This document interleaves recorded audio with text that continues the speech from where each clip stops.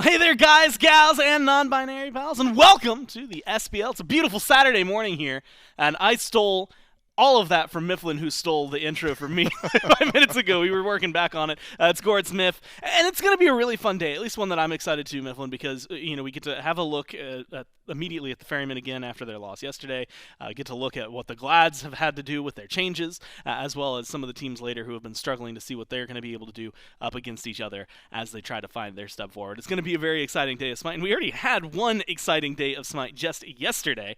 In fact, it was a very long but exciting, is the word that I'm going to continue to hammer down, because you got 5 games from the Leviathans and the Ferrymen, where the Leviathans come out on top. They end the Ferrymen's undefeated streak so far this phase, and they leave us with no team that has avoided losing, right, which we had throughout all of the first phase because of the Warriors being absolutely ridiculous. And then the Ravens came in and looked really good against the Kings, and of course were able to find themselves a nice 3-0 win. So Gladiators, Ferrymen, that's coming up next. Kings, Hounds a little bit later. Tomorrow, Dragons, Leviathans, Warriors, and Ravens.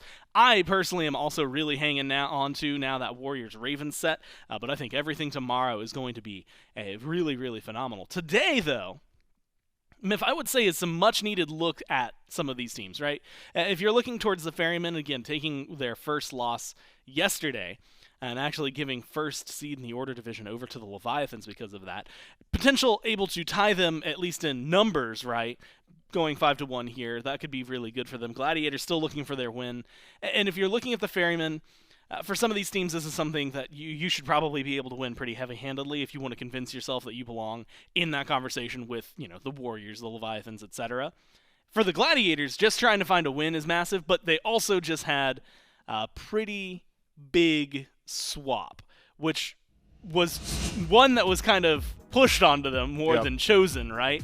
And as we've seen in the past, this team has made some changes. They made changes to their front line, right, bringing in Jake and Cxnnahh, and now the back line has shifted completely around, at least where you would have expected. Stu's gone. Snoopy shifts over where he was, and you've got somebody new coming in from mid. So it's a really kind of a first look at what feels like kind of a new team, realistically. Yeah, so Snoopy and ADC, Jangaru towards the center of the map, playing mid now for this team. I have hesitant expectations for this Gilded Gladiators roster. It's hard to say what these guys are going to look like. We're almost in Ship of Theseus territory. We're just about there. The only 2 remaining members from the original roster being Kyrmi and Snoopy, but even then, Snoopy has had a role swap now, so it's just Kyrmi playing an original role plus original roster. It's hard to say what this team's going to do, right? I mean, it really is just an unknown element. I have no data on this 5-man unit. Expect them to maybe just throw some things at the wall today and see what sticks. I know. Well, the good news is they were already kind of playing through Kyrmi anyway, so it's not necessarily going to change too much as long as he's been the consistent, he's the constant. Feels like something that goes well there. But, we've talked about it. Jangaru, first off, getting a shot to jump up into this has been, for a long time, I think, what was his tweet? He said that he's been cosplaying as a jungler for several years because it was him and Rinjaru, right? The 2 that played together constantly on the same teams. You had a Ranger, you had a jungler. That's exactly what they were, right? It's good cosplay. He committed to the bit. He took the name as well. The name, too. But he's coming in. He has been playing mid a lot lately. And so I'm excited to see this. Plus, with Snoopy, you go back, and depending on when you were watching, when you decided to tune into the SBL, he was the carry player. I mean, he was one of the guys, right? You go back to Season 1, and his team, while he was carry, was actually one of the favored ones to win that World Championship.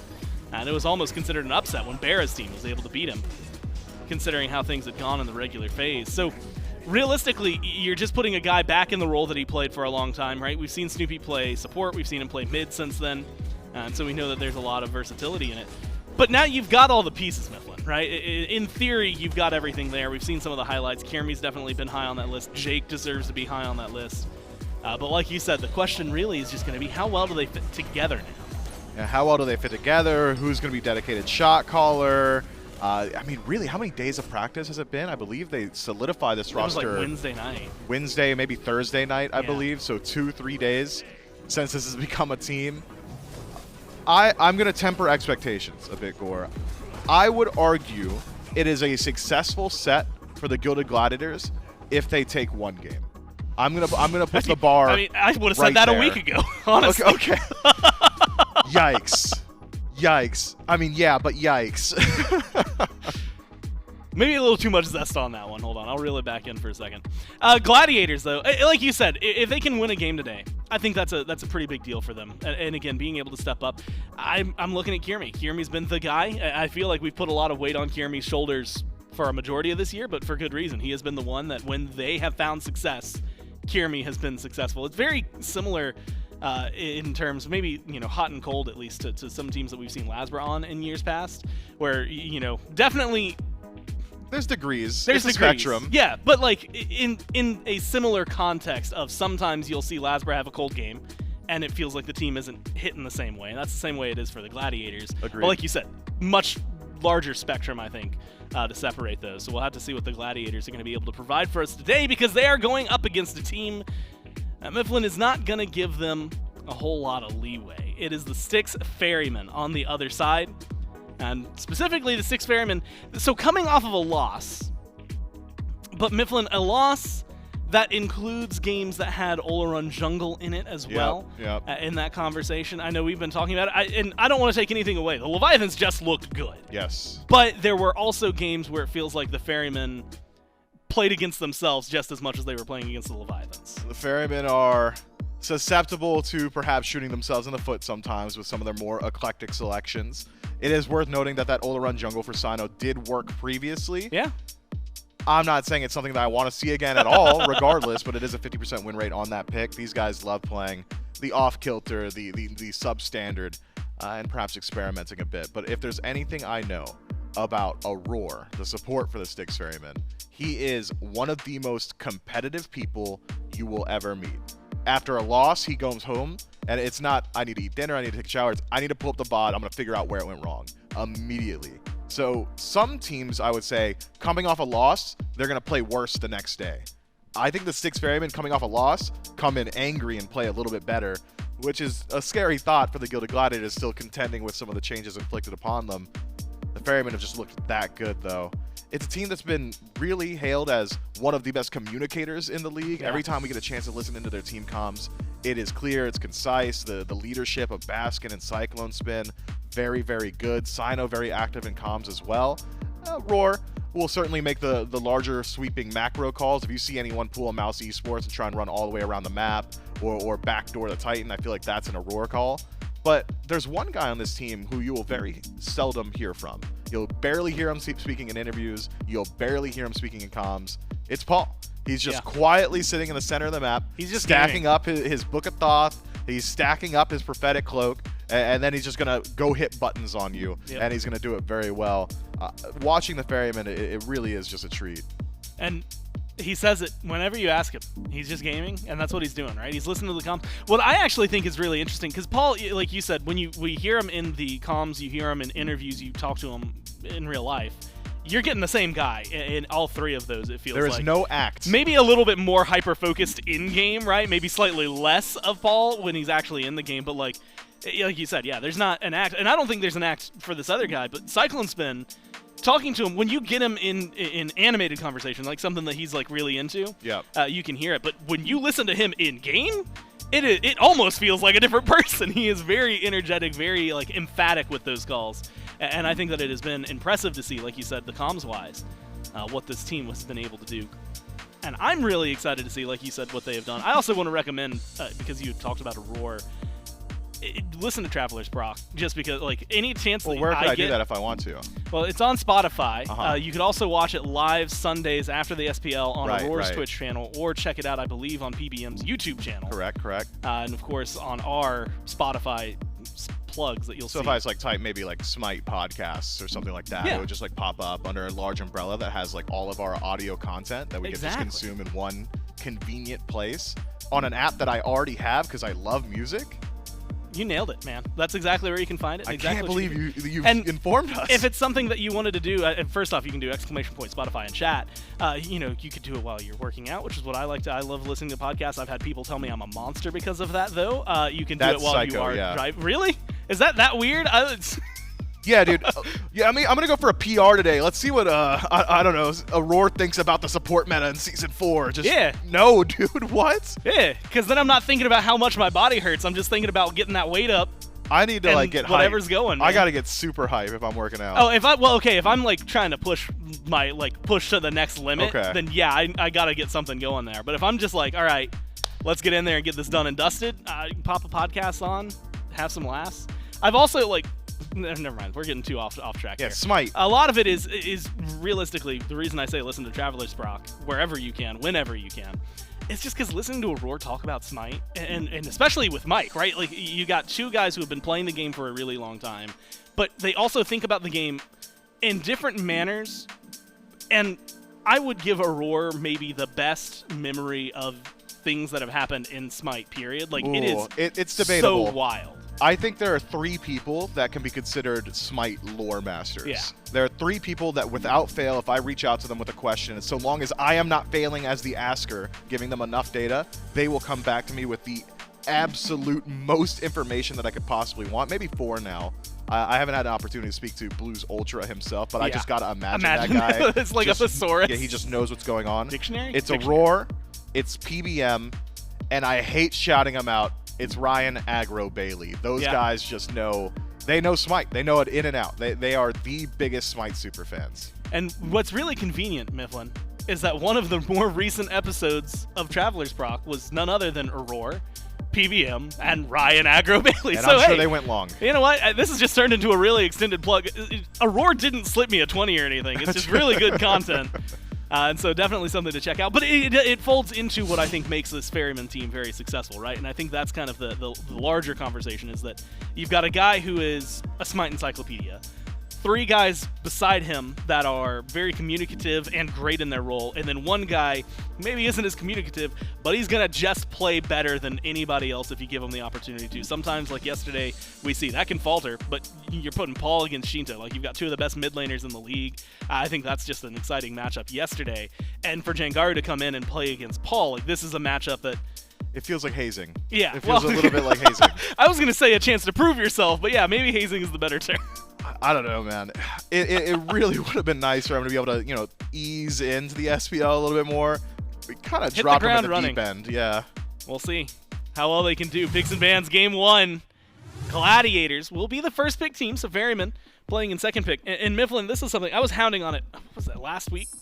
About the first pick versus second pick, like win-loss, because it was getting kind of egregious. It was almost 70% favored for the second. That's why we missed team. you, Gore. We need these stats. It is leveled out. Okay. It's 54-46 now. Oh, so really? Last week, last week was a massive win for your first pick teams in a lot of those scenarios. So at least keeping things a little more stable. Actually, if you go to last week, that would have to mean that first pick was winning more often than not. So keeping things at least a little more neutral coming into this. And we get to see what the Gladiators favor, or at least what they think the Ferrymen are going to favor. Erlong Shin and Baba Yaga banned away. Paul, notably, a very good Baba Yaga so far this phase. Right. And deserves the ban. And the Hades is going to take the 3rd ban from them. Ferrymen, so far, Soul, Oleron, and so far it feels like shot after shot at Snoopy. What is best in role right now for the carries? Let's limit that. Yeah, we don't know what Snoopy ADC looks like, so we're just going to go ahead and ban what Stu used to play and what everybody else is playing, say the Ferryman, and I think it's a fair strategy. I'm going to go ahead and try and do my best to be the SMITE lore master myself. If I go all the way back to Season 1, Season 2, when Snoopy was that dominant force in the Hunter role, I remember a whole lot of On Her. Yeah. I remember a whole lot of Shiva Lanke, and dating myself a bit, I remember a whole lot of Neath. So those were perhaps maybe just the only Hunters at the time, but that was what his god pool was last time he was playing in this role. I'd be surprised to see him go towards any of those picks. I'd be surprised to see anything besides Chernobog locked in here for the Gladiators as well. It has been the most popular first pick. It was Freya, by the way, that gets banned. It's all of the mainstay magical carries, right? Kronos is the only other one that has been, I guess, available in that conversation, and he is not getting picked up often. He's also a ROM player. He was a ROM player. Everybody was back then. Yeah, but you had to be. His snipes were in particular really, really good, though. And I was actually going to mention Rom because he's tied for most picked god on the Gladiators with the Pele, the Charon, and the Ama. So Ooh. it's something that could be up there. Ooh. But you get the Chernobog Mifflin. First pick, locked in, feels good.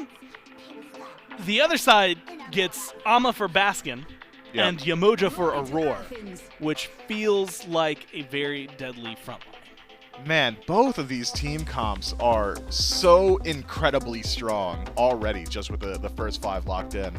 I think giving over Amaterasu to the Ferrymen is almost scarier than the Hades. I know Baskin's going to fish for Hades more often than not, but I feel like that Amaterasu plays just a little bit better for the Ferrymen. Has a few more highlight plays. Looks a little bit more dominant.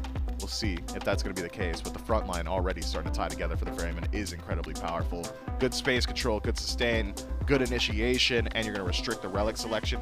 The Gilded Gladiator support likely going to be forced into a Phantom Shell. But with all that said about the Ferrymen, looking at the other side, the Gilded Gladiators, they've got a Sky Police composition. They're just going up into the air and making sure nobody's having fun. Get up against the wall. Athena is going to dunk down wherever Ratatoskr does it. Chernobog's going to do the exact same thing into a shadow.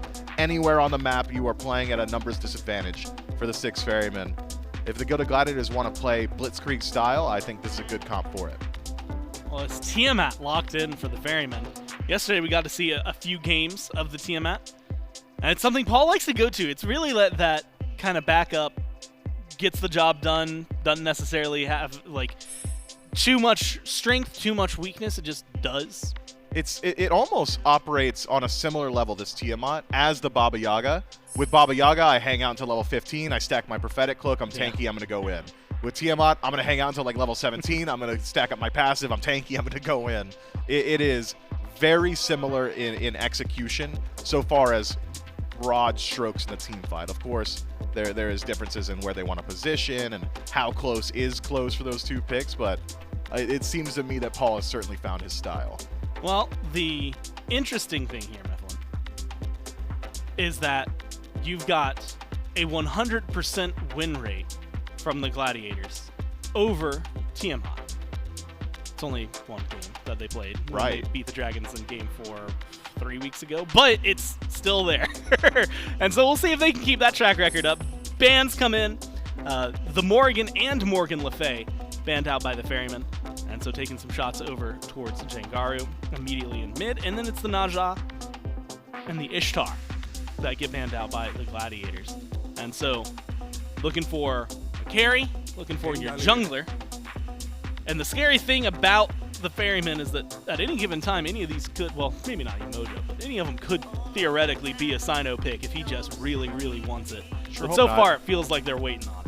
Yeah, sure hope none of those are the jungler selection just yet. I mean, if anything, I could maybe see him lock the Amaterasu for himself, but why would you ever take that away from Baskin? It's one of his bread and butter. Pretty standard composition from the Ferrymen as of now. You've got a strong, self-sufficient backline, good initiation, decent AoE damage, maybe a little bit more dive from the jungler would roll out or finish out this draft pretty well, or even perhaps maybe something like a facilitator. Wouldn't hate anything like maybe Hun bots for Cyno. The Gilded Gladiators round out their draft with Ares and Raijin. This is a very, very strong composition from the Gilded Gladiators. I had thought after Amaterasu Yemoja locked in, I thought clearly Ferrymen win on composition, but I think the Gilded Gladiators have tied together something that can really fight in. They've got good power spikes around level 6, the global presence. It should facilitate hyper aggression. I'm really, really keeping my eyes on the first 15 for the Gilded Gladiators. I would love to see them rolling through those objectives.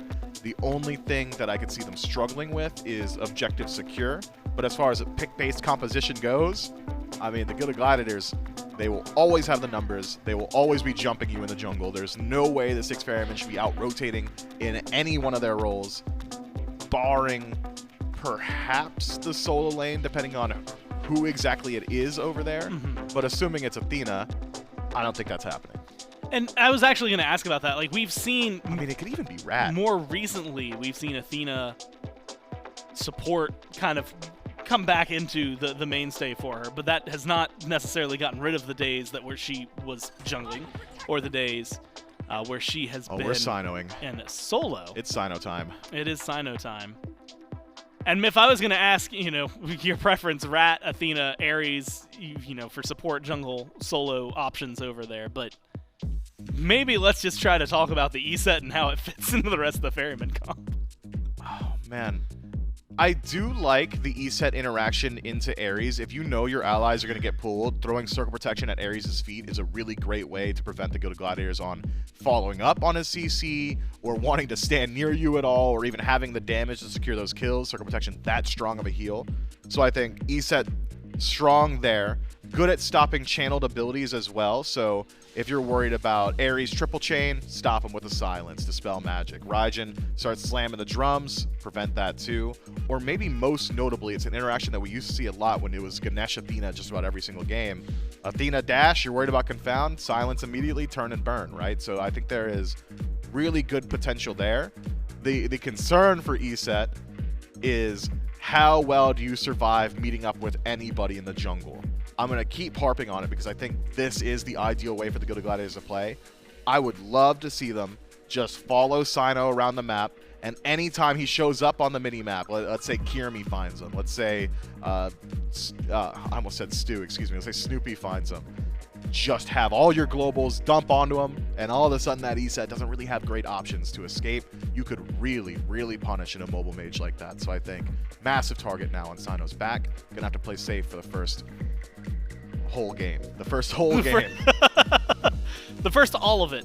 It's really going to be exciting that, when we talked about the Gladiators, one thing that we've had, and this has been consistent of teams with roster swaps, has been consistent of teams that have been at the bottom, this has been consistent for the Gladiators this year, it is that the first 15 minutes or so, they can actually do a whole lot, right? Whether it's finding the kills, which they have been doing pretty consistently in a lot of their matchups, or in some circumstances, getting a pretty decent gold lead for themselves, it's carrying that into the late game. And so when I look at this comp that the Gladiators have, I'm feeling pretty confident about its team fight capabilities. Am I on the right there, or is something like that just the Ferrymen have going to pick that apart?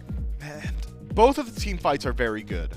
I think as far as ease of execution on team fight, I will give it to the Gilded Gladiators. Any composition that has Athena in it is going to have the easiest time in the 5-on-5 because you just have clear target selection that is spoon-fed to you. Who'd you taunt? I'm hitting that guy. It's not a whole lot of thought that goes into it. It's just whether or not they're going to have the damage of the Gilded Gladiators to actually kill that first point of contact. If it's into one of the tanks, the Styx Ferrymen might struggle a little bit, especially if Circle Protection is able to be used defensively. But I really do like both these drafts.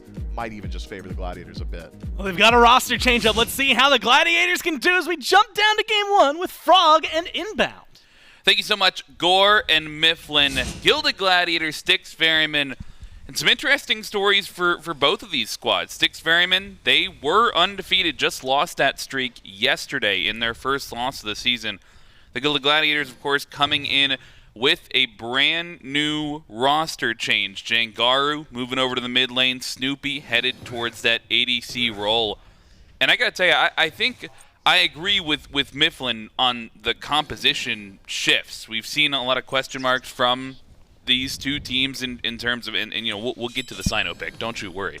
But I really like how the Gladiators draft comes together. Yeah, we were talking about this as we saw it kind of come to fruition, and they've got a lot of good points. Their top three have a lot of strength. They have some flex potential in their picks, so you never really know where something is going.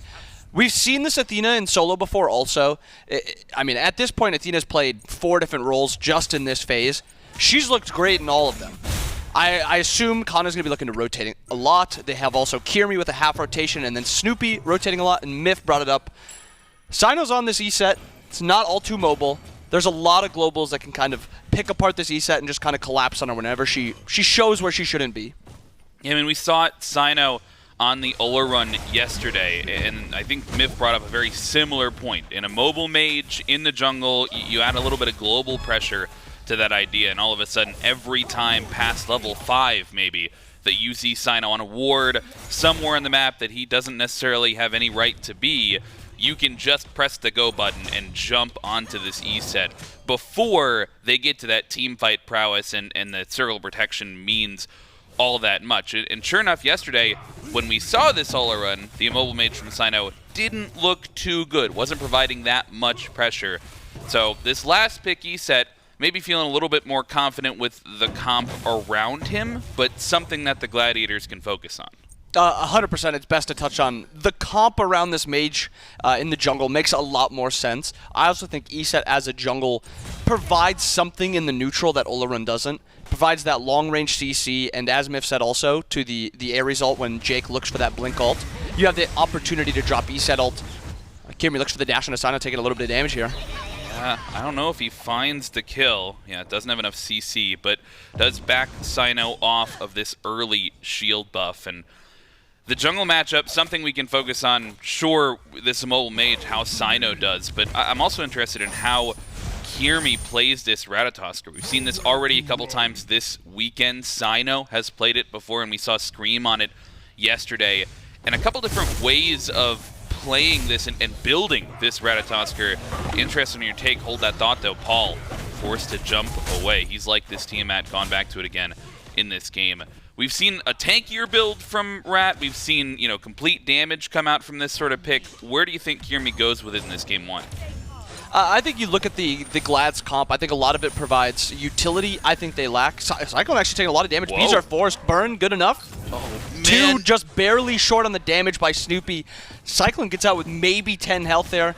Pot's ticking enough. Yemoja healing enough. I mean, that's the benefits of Benevolence Yemoja. Yeah, damage on both sides of the map, though. Kana. Wow. Oh my, nobody is going to die in the first 3 minutes. They're over here for the blue buff timer, though. This could still be dangerous. Cyno, I think he hears the abilities from Kyrmi, doesn't want to step over the wall. You see just a little bit of damage away from getting both of those successful Gangsto on the side lanes, and maybe that's shades of where these teams want to focus their pressure in the first couple of minutes. I mean, it makes sense 100% for the Ferrymen to be playing around this Amaterasu in this matchup. If Alma gets a lead, she's going to be bullying out super hard. She can rotate super hard. And when you play Athena in solo lane, you're not playing her because of her strength in that 1v1. She's not a strong 1v1 god. She's looking to just farm up and then rotate around the map, and that's the strength of the character. Jake putting a little bit of damage out, also returned a little bit of damage by Cyclone and Aror. Going to be in favor of the team that can heal a little bit more. Back to the question about Rat, I expect to see a slightly more damage-oriented Rat build. Maybe not fully damage, maybe a Mantle, Magi's, something kind of thrown in there for a little bit of survivability. But a Rat that can kind of threaten backliners with ult and the one-shot potential really forces Relics and makes Relics a lot more important for the Ferryman side. The one-shot potential onto Eset is going to be through the roof once he has full damage, or mostly full damage, same with Paul, same with Cyclone. And there's a lot of survivability there on Cyclone, on Paul, and on Cyno if you don't build a lot of damage, and then you're not going to be an effective jungler at that point. Right, burst is going to be important, and you mentioned Relic focus. I look at the other side, 4 out of 5 beads here for the Styx Ferrymen. That includes the support Aurora going for that Relic, and I think that makes a lot of sense. You're looking at an Athena and an Ares, and maybe not early game you're worried about this taunt, but when it comes to the late game, as long as they're communicating those CCs, you got to imagine at least one of those huge value abilities is going to be pulling in 2 or 3 members there for the follow-up. And at the bare minimum, it will be pulling Relics. We've seen it a bunch of times before where Ares just looks to blink ult someone, get a bunch of Relics, as many as possible, and then they back up and they reset and they get ready for the next Ares ult. And that is a pretty common practice with Ares. It's a lot of time why you go blink, so you can punish those Relics and actually get those Relics. A little bit of damage on Akana here. Yeah, we have circle protection there. I don't think he's going to get out of this one. Cyno finds the re-gank right as the blue buff spawns, makes its way back over there. First blood for the Ferryman. And this shows the strength and the difference in these mage jungles that Cyno has. Eset, comparatively to that Olorun, there's just so much more gank potential with this Eset. A lot of damage, a lot of CC, a lot of setup. Olorun doesn't really do that. Olorun was just farming for the most part. And I think that's the strength of Eset. We've seen Eset before from Cyno, and it makes a lot more sense for him to go back to this Eset, and I like it a lot more than I liked that Olorun. Yeah, he actually has the tools in the tool belt to try and make something happen, try and have some early pressure. Is over here one more time. Ultimate coming through from Snoopy. Looks like that's just to get back to the lane. Doesn't want to miss any waves. And he saw some pressure there from Kyrmi as well. Was able to steal away that green buff from the enemy while Cyno is over ganking the right side of the map. You mentioned Baskin as the one that maybe you want to get ahead here on the Styx Ferrymen. do you think there should be a little bit more of a focus from Kyrmi in the next couple of minutes to try and put a similar gank onto the Heim, onto CycloneSpin, and maybe try and focus out that dual lane after, I mean, we saw one failed gank already, and he just hasn't been back there. It's a lot more difficult to gank a Heim than I think is expected a lot of the time if he's playing around Bifrost correctly, also the ultimate. It's very hard to deal with him. I think either lane is fine to play around because you can also use the Ares cripple to, you know, not allow the Heim to Bifrost out. I think he needs to be playing around one of these side lanes. You see the Ama's build at this point only has the tier 2 berserkers. There's not a ton of defense over there. He has enough damage at this point to really threaten that Ama and maybe even kill. I just want to see him playing somewhere. That's just not mid lane.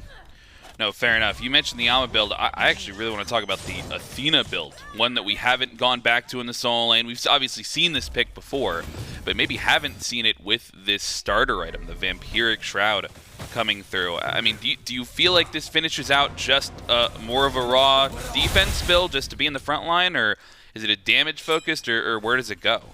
When we saw Solo play this a couple weeks ago at the beginning of this phase and back during last phase, he would go that full damage build with the Boombas or the Conduit, and then he would go Poly. I think this Vamp Shroud is a lot more sustain heavy, just trying to farm up and then play for that full tank type of build. For the most part, I wouldn't expect a damage item of maybe like a Deso, maybe a Divine, just as like a one-off power item. But for the most part, when you're building this Vamp, it's just to sustain that laning phase. 7 minutes in, 8 minutes close to, and the Ferrymen, they've amassed a little bit of a gold lead. Surely some of it is off that first blood, but they're farming better, grabbing some of this neutral camp pressure. And I think expected maybe the other way to think about it, right? The Gladiators, I'm looking at the jungle pressure especially. This might be the problem though. Kyrmi, he tries to step up, and immediately the Ferrymen focus some damage onto him. The rotation is there, and Jake's caught between the waves. 3 members surrounding the Ares, and pull in 2 of them. Tycho Drums and Snoopy rotates in as well. The re-engage from the Gladiators is beautiful, and Cyno falls. Aror being chased down the left-hand side. They might not have the pick damage to be able to take him down, but all 5 of the Gladiators bring in the global pressure and answer back with 1.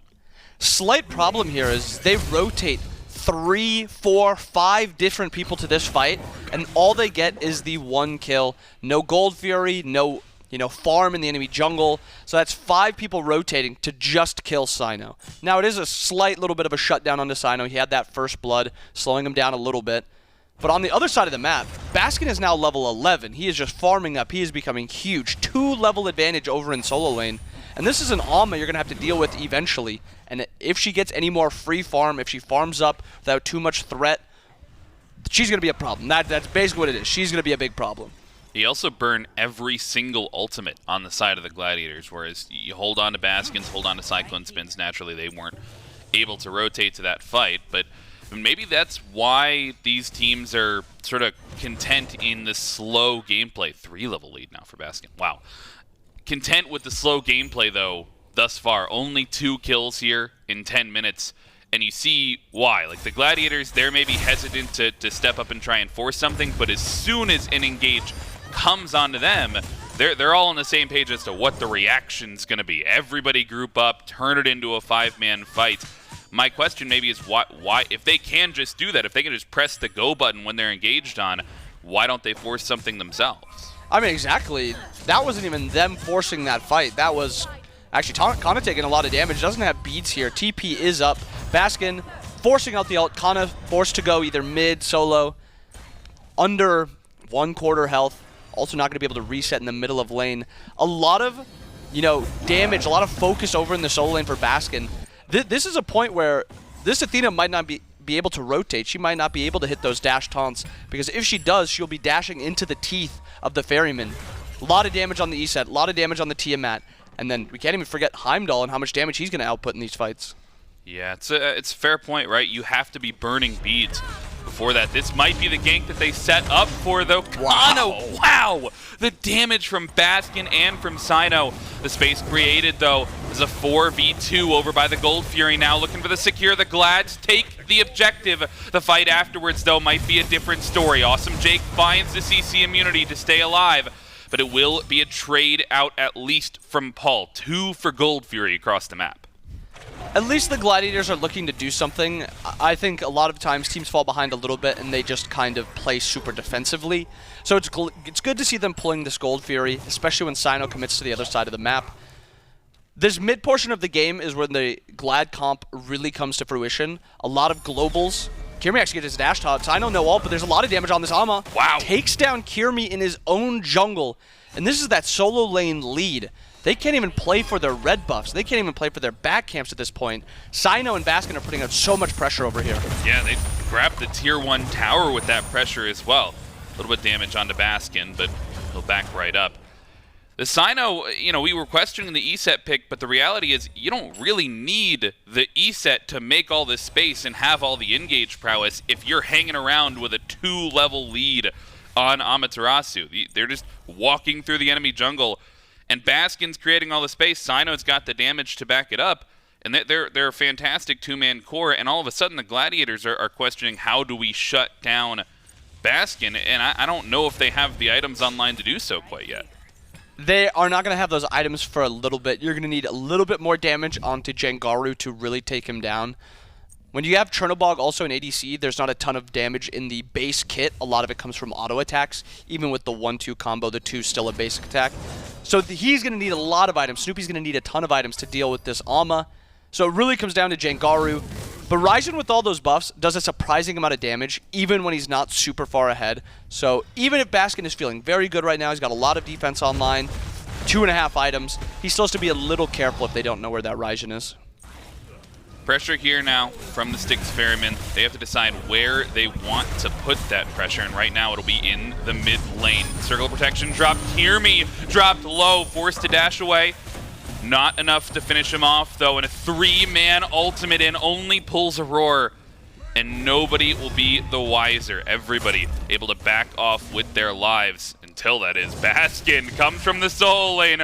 Relics get burned and the ultimate channeled from Athena. Snoopy. I don't know if they have enough to turn things around. Cxnnahh with the dash in, though, and the ultimates come through. The global pressure is there. The re-engage from Kyrmi. He's back from base, and Snoopy, they punish Baskin for an overstep. The Glads make the fight last just long enough that they find the re-engage. And I think that's a big highlight, is the fight lasted long enough for them to win. Ferrymen, even though they lost the fight, they're looking to pull this Pyro. 3 strong for the Glads here, looking to take the fight. 4v3, got to find a steal, and they do not. Ferrymen, they take the objective. Fight after the fact, though. 2-man taunt into the River's Rebuke, and CycloneSpin has run away from the help of his team. Awesome Jake blinks in. I don't know if he takes this 1v1. The chains, they're just enough damage, and CycloneSpin. Kyrmi finds Aror on the other side of the fight as well. Everything going right for the Glads. They lose the objective, but they find 2. Jangaru, in fact, he wants to find the damage onto Cyno, maybe. Has to look for the escape. This could be a chase down. Kyrmi looking for the rotation from the mid lane. Watch the damage coming through. Paul takes down Jangaru. That'll be it for the engagement. And that is just a super long-winded fight. It starts in mid lane. A small win for the Glads, getting the kill into Baskin. Actually, I'll say it's bigger than a small win. Getting the kill into Baskin at that point was a very big initial win for the Gladiators. Really slows down the game a lot. Ferrymen back up, get the Fire Giant, and then the fight afterwards, the Glads end up taking it again. And a lot of damage. If we see the Raijin player damage in the bottom left corner, 7,300 damage for this Raijin already. Those constant fights and those disengages, re-engages are really going to benefit this Raijin and how much damage he's going to be able to do in these fights.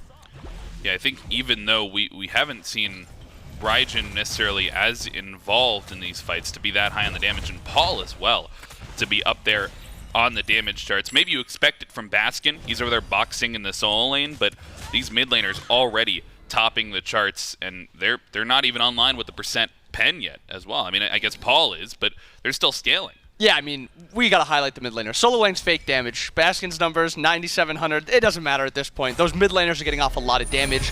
Little grouping around Gold Fury. Jake looking for the ult. He's got 3, I think, with that pull, and only pulls Aurora, though, once again. Defender of Olympus comes through into the realms, goes the support, and the re-engage is there from the Gladiators. They're pushing out. CycloneSpin doesn't get to play the game. He gets taken off the board early, and Snoopy finds the last hit.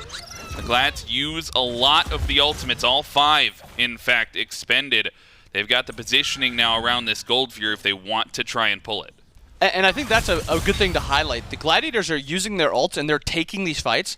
Ferrymen are holding a lot of their ults, and they're not fully committing, expecting to be able to kite out Chernobog with the dash taunt. He grabs 2, beats Force. That's a huge relic usage there from the Styx Ferrymen, especially as the ultimate coming back online for Awesome Jake in just a few seconds. This positioning is dangerous for both sides here. Chernobog, he's got to make sure he doesn't get caught out. He finds his way out of the waves, but Baskin on the other side of the fight, and Chernobog, the damage comes Good peel through. by Jake. Not enough for the solo laner. The Glads are forced back. The Ferrymen now near the Primal Fury. And that's just the slight overstay. The Ferrymen were winning that poke trade, and then they end up staying around, taking that fight. Ferrymen looking to do this Gold Fury. Gold Fury is getting low. They secure it. Jake, Snoopy not close enough, but Snoopy's getting caught out. Yeah, it looks like Glads, they're not convinced they want the re-engage, but some members there, some members a little bit slow. Nice. And the Riptide forces Jake back. The Circle of Protection has the damage onto the Ares. They just need one more ability, and Paul will grab it on a killing spree. Didn't look like the Gladiators were on the same page there. Some stepped up, some didn't. The Ferrymen, they take 1 and they take gold. Yeah, I think we highlight that was not a clean re-engage by the Glads. They were not on the same page. A couple walked up, a couple played back. And at the end of the day, Jake ends up getting punished for that 0-3-4 on the Ares. But even if he has died 3 times, he's got 4 assists, and he's getting a lot of big ults that are forcing relics. At this point, the Gladiators not really punishing those relics. They're taking those time in between the dash taunt with the Athena, where they're just taking too much poke, and then the Ferrymen are able to get the re-engage after that. The Gladiators really want to play around these beads. They've got a dash taunt, completely disengage, stop trading poke at that point, and then look for the dash taunt again. And Kana's doing a lot to get those dash taunts. I feel like 3 or 4 times just in that elongated engagement, we found 2 or 3-man taunts. This maybe empowers the Gladiators. They're going to pick up the Pyromancer, Defender of Olympus, charged as well. They don't even need it to secure the objective, though. That'll be a Runic Bomb in the pocket of Kyrmi now. And the Gladiators, I mean, this lead, we talked about it earlier, around 3,000, hasn't really increased that much for the Ferrymen. The Gladiators, I think, after about that 9-minute mark, 8-minute mark, have sort of fallen a little bit farther behind, but really stemmed the bleeding and are holding these fights a little bit even. And with a comp like theirs, with so many globals and really strong split push potential, Chernobog, really good split pusher. Rat, not really a great split pusher, but he pushes lanes really safely and can pressure that part of the map. And then Athena's another god that can threaten that side, the opposite side of the map. If the Gladiators can play this 20 to 25 minute mark of the game very smart with how they use their rotations and how they use their ultimates. Actually, hold on for a second. Cyclone getting the ult off. Going back in for Snoopy. Yeah, and into the air goes Kyrmi. Good Aegis to prevent the damage from a Cyno, but the teleport Baskin. Everybody has joined this fight on the left-hand side. Awesome Jake, he's the furthest forward right now and trying to grab a big ult if he can, but he's got to make sure he survives, and he does not. He never pressed 4. I don't know. It made room for his team to escape. That's exactly what it was. Unfortunately, sometimes supports just have to take the L. They have to walk up, get committed to, so that the rest of the team can get out. The Glads took a weird re-engage there where Snoopy got his beads forced almost right away, or his ult forced almost right away. And then Snoopy went back in. Actually, Cyno looking for the trade onto Jangaru, beads forced. Kyrmi up in front. He has the damage. Oh my goodness, the mitigations coming through. Health out with Kana. And they find Cyno, but Paul finds Jangaru. The answer back is there for the Styx Ferrymen. A 1-for-1 thus far. Jungle for mid, but look at Baskin. Sitting behind the Gilded Gladiators there. Don't want to re-engage. They will defend the Tier 2 tower successfully, but in the Styx Ferrymen, it feels like all of the pressure is in their hands right now. Yeah, and I think we look at the player damage, 20k almost for Paul already at 20 minutes. Everybody else under 13,000. These fights are kind of live and die by Paul. When Paul's putting off a lot of damage, when he's positioning correctly, the Ferrymen are going to win these fights. The one fight that they lost really badly around Gold Fury, Paul was nowhere near close enough to even get damage off. And then when Paul walked to that fight after, that's the fight they ended up winning, even though it was 4v5. So at this time, the Ferrymen have to keep that in the back of their mind. Paul needs to be in these fights. And the Glads, too, also have to keep that in the back of their mind. Paul is the most damage. He's the most important character for the Ferrymen at this point. I want to see the Glads, down 5k now, 6k now. Start splitting the map a little bit. Let's use those globals. Let's keep pushing up waves, and let's be smart with how we're using them. Well, I'll tell you what, we were giving Paul maybe a little bit of flack yesterday for the, he's a mid laner that likes the defense. He went back to the breastplate yesterday on this same Tiamat pick. This time, man, you don't have a breastplate. You just have 4 damage items online. You see how much you can do to the enemy team. That's going to feel confident pulling this Oni Fury. The Glads, they're in the area, down to about half HP, so it's not going to be a free objective. The Ferrymen back off. Athena's still hanging out in the right lane, just trying to farm up right now. Pushing out these right lanes at this point is really good by Cxnnahh. Cxnnahh should not be the true engage at this point. It should be Jake walking up and then Cxnnahh ulting over. But they have to have really good comms. Only if you're getting low. Wow, low. 3-man ultimate. The Glads, they steal it away, and they might look for the fight afterwards. Awesome Jake is in along with Cxnnahh and Kyrmi. Up into the air, looking for Cyno perhaps. He's low in the fight, and Jangaru finds the enemy jungle. Low health bars as well for the Styx Ferrymen. And Kyrmi's the first on the engage, but he's left alone. Nobody can join him on the dive. It'll be a 1-for-1 trade, but the Glads steal away the gold. Paul going to be chasing out a little bit here. If he gets that dash off and actually dashes towards the... Actually, he's going to look for it. He's going to dash backwards, and he's going to try to take this fight. Yeah, they're continuing on the chase. Awesome Jake low. Paul maybe has the damage, but Baskin is the one to grab the last hit. Awesome Jake taken off the board, and the Styx Ferrymen, they lose the objective. They're going to head right over to the Pyromancer, though. Baskin on that one. He might just solo it out, and they might just trade neutrals. Death Embrace Amaterasu can just walk to objectives, not get out-traded, and do them fast enough that it's not, useless for her to be on these. I mean, 200 autos, 100 autos. This is the strength of Ama, part of a strength of Ama, where she goes to objectives, and even without her team a lot of the time, she's able to get a lot of damage off. But another fight that, these fights are very close. It's not the Glads getting dominated and the Ferrymen taking the objectives. It's 11-7, but the gold still says 5k in favor of the Ferrymen, even after that Gold Fury gets stolen. We see that little pip at the 23-30 minute mark, something like that. Very close game these fights are. It's not like the Ferrymen comp scales exponentially harder either. If the Glads can play around that dash taunt with the Athena, they can also play around Athena being able to get farm and then rotating over along with Snoopy. This is a point where Ferrymen kind of have to push their lead a little bit here. Their comp at level 20s on 3 of them, they're not getting too much stronger in terms of levels. One thing that's really speaking to me as through watching these fights, it's a lot of scrappy engagements, and I feel like the Gilded Gladiators are thriving a little bit in that, where they have like 3 or 4 different engage points, the dash taunt, the ultimates to come through, because they have so many opportunities. The Ferrymen, they just have to clean things up a little bit. If you're looking at them, where is the cleaning of the fights, right? Who has to be that consistent engage? I think it's a little bit more on their disengaging. I think right now Cyno's playing a little too far forward and he's getting dash taunted a little too much. And then the fight slowly chases out where Cyno's the one that ends up dying. A lot of the time it's his job to be the engager. He's also got that blink. But he's got to play around it a little bit smarter. And Glad's actually looking for this Fire Giant. They're not doing too much damage though. Yeah, not falling fast enough in Baskin. They've got their eyes on this one. The teleport over, sort of calling the bluff there.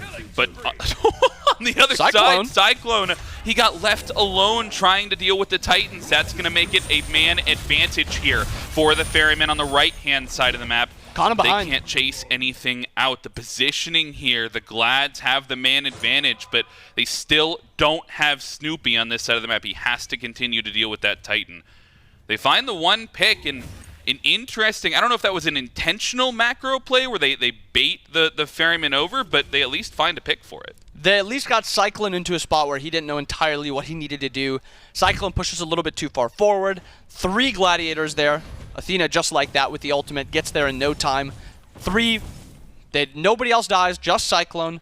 And across the map, Snoopy's actually able to push up left side because he's got this global, while the Glads are also, getting these deep wards and maybe even looking for an engage now. They're pushed up in the enemy jungle. Kyrmi, engage is found onto him, but that makes room for Jake. Look for the ultimate to come through here. They burn the circle of protection. That's going to be a big cooldown now, not available in the contestant of this fire giant, and they're backing off towards it. I think even bigger than the Eset ult being used there is the Ankh being used. I think Ankh is the end-all be-all to end this Ferryman comp. Eset uses the Ankh, or is countered by that Ankh really hard, same with Yemoja. Ferryman looking to pull this fire giant 5v5. Down to about half HP. Jake and Cxnnahh have to be perfect on the engage if they want to 50-50 this. Down low, the fight has started. This is I think the objective's going to go down, but everybody has stopped the DPS. Cxnnahh, he gets out miraculously with the ultimate. The Glads, they steal it away. Just a little bit of damage. Kyrmi goes massive with the trade as well. 311 damage, and that's not even to mention the 4-man sweep from the Glads onto the Ferrymen. A steal away, a fight win. The Gilded Gladiators, they've got the gold lead. And what a fantastic aggro of the enemy's backliners there by the Glads. Cxnnahh plays up for just long enough while he's healthy and then gets the ult off just barely. Jake also goes up really well, and then Kyrmi with the massive, I think, 4-man ultimate on that fire giant really shuts down the Ferrymen. They have 20 seconds. They're going to be pushing down mid. Cxnnahh tanking up this Phoenix. They've got 4 people here alive to push down the bird. They might even try to push for they've got a wave with them. It's a 4 versus 1 for the next 10 seconds here. They have to take down the Titan to prevent the defense. 5 seconds before the spawn. The damage is coming through, but they're going to have an opportunity for the defense. CycloneSpin, he has to be perfect. The Ferrymen, they have to be perfect, and they're not. The Gladiators, they close it out, and they take game number 1. What an all-around great fight around that fire giant. It was not just all Glads that entire game. It all came down to that last fire giant fight, and that is the point that the Glads really made their mark, and they put on a performance around that fire giant. What an insane series of events right there. They steal away the fire giant. I want to say by pure chance, but obviously just a coin flip that they stay on it for that long. And then the Jangaru coming through with the damage. The Glads, they thrive in the chaos. That was such an insane end to that game. Kyrmi also with that massive ult after that fire giant goes down. Even if that fire giant is secured by the Ferryman, that is a very possible end by the Glads anyway. Very possible end indeed. I mean, if you're the Ferryman, right, you're holding on to this 4,000, 5,000 gold lead basically the entire game.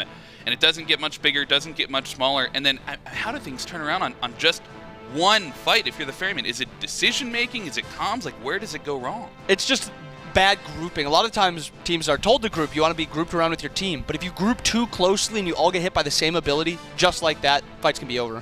No, fights can be over. And that's, I mean, I don't know what you try and switch up necessarily. I don't know that it was a comp thing, right? Kyrmi looked great on the Rat, but I mean, either way, they're going to have to adapt somehow in picks and mans. That's a mental hit as well. For sure. Don't forget. Game number 2 right around the corner. We'll see you on the break.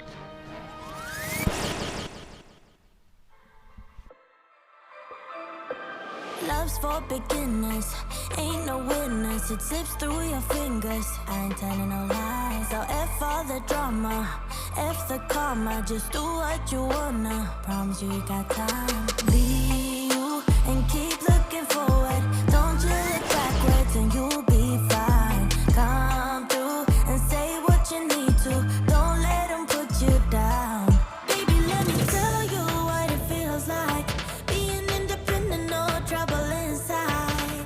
It's like magic, living like a bad. 'Cause baby, you deserve the best in life. Let me tell you what it feels like. Being no mama, yeah, treat yourself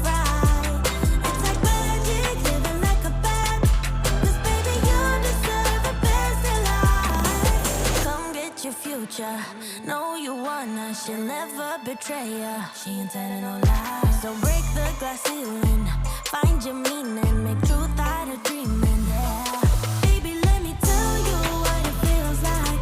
Being independent, no trouble inside. It's like magic, living like a bag. 'Cause baby, you deserve the best in life. Let me tell you what it feels like. Being no one's mama, yeah, treat yourself right. It's like magic, living like a bag. 'Cause baby, you deserve the best in life. Be you and keep looking forward. Don't you look backwards and you'll be fine. Come through and say what you need to. Don't let them put you down. Baby, let me tell you what it feels like. Being independent, no trouble inside. It's like magic, living like a bag. 'Cause baby, you deserve the best in life. Let me tell you what it feels like. Being no one's mama, yeah, treat yourself right. It's like magic, living like a bag. 'Cause baby, you deserve the best in life.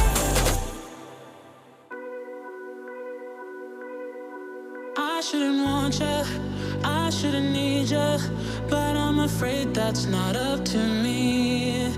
'Cause when I hear you sing through my speakers, it's like my mind takes a hold of me. I've tried shutting you off for some time now, but I'm still hearing your voice in my head. Oh, I wish I was more than your fan now, and that your voice came from here in my bed. You're in my headphones, baby, in my headphones, baby, in my headphones, singing to me. You're in my headphones, baby, in my headphones, baby, in my headphones, making me bleed. You're in my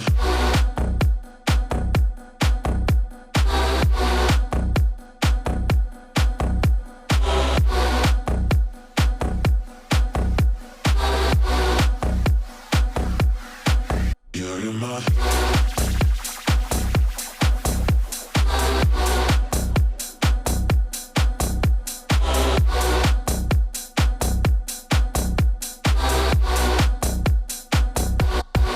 You're in my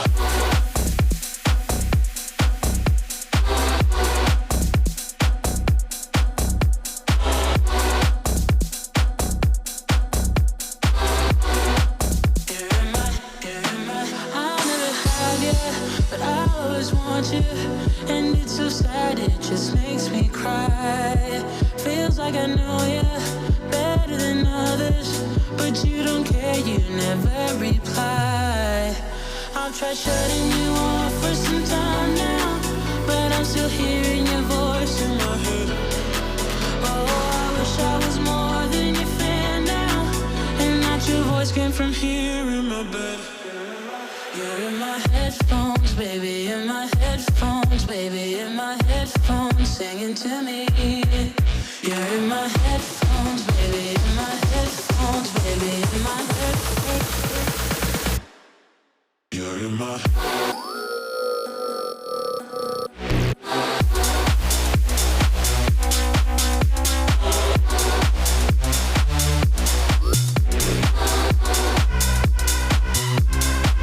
You're in my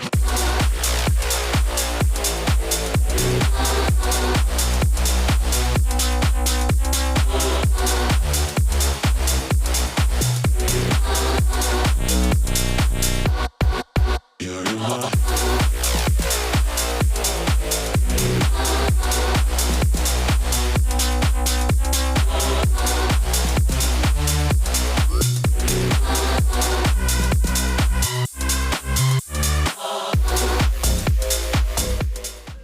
Ah, all right.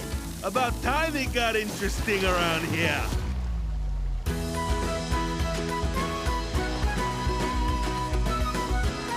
It's okay to be impressed. Wiki wiki. Don't worry, I gotcha.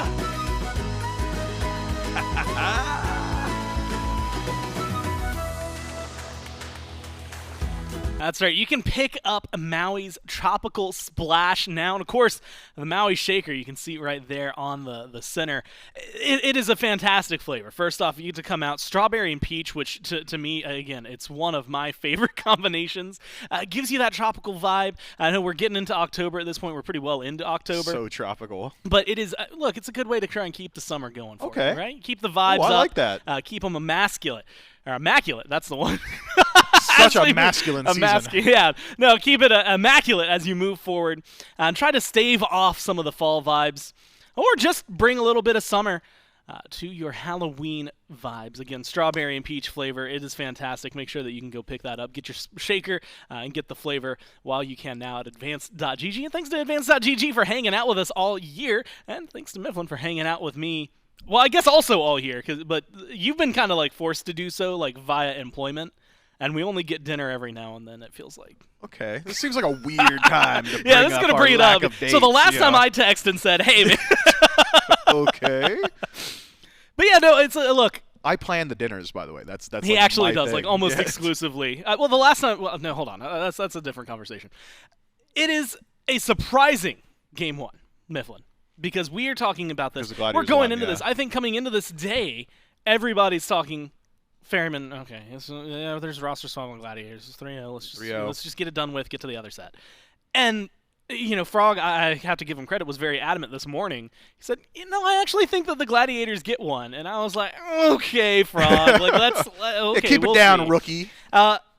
And lo and behold, I'm happy to eat my words because not only do they win, Mifflin, in a very, I want to call it spectacular fashion, right? It is not a controlling game by any means from the Gladiators. No, the opposite.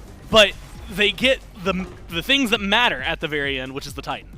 Yeah, it is just constant Styx Ferrymen dubs with a massive solo chasm all the way until one Fire Giant misplay into game-losing play for the Ferrymen. Felt like, to me, the Ferrymen were perhaps underestimating the Gilded Gladiators and their ability to reinitiate on a fight with all that global presence. I think had the Ferrymen actually dedicated time to just fully disengaging after fire, probably would have at least kept a few people alive and would have certainly kept the game going. But they stick around for the fight afterward, get absolutely crushed by all this global, all this damage, and it didn't quite matter what happened for the first 25 minutes when the last minute is just the Gilded Gladiators walking down the base. Clean stuff. I will say, though, if we're going to nitpick and look at that early game, I think Jangaru has a phenomenal debut into the SPL at 5-2-4 on the Raijin. 21,000 damage, by the way. Does beat out Paul, or nearly beats out Paul, Paul, 30,000. But also Snoopy. I think that's the big thing for me. Snoopy in mid, I have made no qualm saying I don't think it was working for him. The God pool wasn't quite there. Snoopy in ADC, one game tested, 100% win rate, not a single death. I mean, I'm not going to say it's going to become a trend, but already it's looking way better. And the thing that really stood out to me, and it is on that note, because at the last highlight we watched, Snoopy was free firing. And he got hit by like one stray ability at one time, and like otherwise nobody could touch him, which admittedly maybe it's a Snoopy thing, but maybe it's a frontline thing. Whether it's his positioning or them being able to play protector, it was just, you never want to see that happen. If you are rooting against that team and their carry is sitting in the back just kind of doing his thing, yeah, no, it's going to go catastrophic for you. So I am inclined to agree with you. I think I'm on the same boat. Snoopy just looks great. And Jangaru, again, with a stellar and explosive game one into the SPL. I will say, though, I think the Gilded Gladiators are as caught off guard as we are watching the game as fans and analysts. I walk into the room, and I barely catch Snoopy's eyes. My man was wide-eyed, 1,000 yards staring until we lock eyes, and simultaneously just mind blown there. So clearly they're already off to the races, right? This is a much better performance than I think anybody would have expected from the Gilded Gladiators coming into a first week with changes into the Ferrymen at that. I mean, they've hit my bar. I said if they win one game, that's a dub for the Gladiators, and they got it in game one. And I think it's always worth mentioning, especially in scenarios like this, it's not like a change they initiated, right? Stu left. Stu saw a golden horizon and went to the horizon and has moved on. And so this was something they had to adapt to as opposed to were actively seeking. So we'll see, man. 1-0 up for the Gladiators. They're going to be first pick here in Game 2. And they're going to keep some of the bans similar, changing some things up. So Erlang Shen gets banned out. Baba Yaga gets banned out again by the Gladiators. But smack dab in the middle of them, it is the Athena that they had actually just picked up and that they're banning away. So Hades does make its way through the Gilded Gladiators bans. We'll see whether or not the Ferrymen decide to ban it out themselves.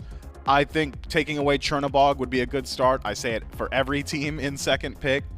Just probably don't want the God of Global Presence getting through. Instead, Global Presence is banned out, but not in the form of Chernobog. Rat taken off the table. Kyrmi has himself a pretty decent early to mid game, was able to play those team fights well as well. So, I don't hate this as a ban, but I would be surprised if it wasn't Chernobog first up. And that last game, actually, it's the first time the Gladiators were able to first pick Chernobog and get a win with them. They had 3 prior to this, and they had all just fallen flat. So that's a massive Should win. have been Snoop the whole time, seems like, playing that Chernobog. You know what? Even in mid. If it feels right, it feels right.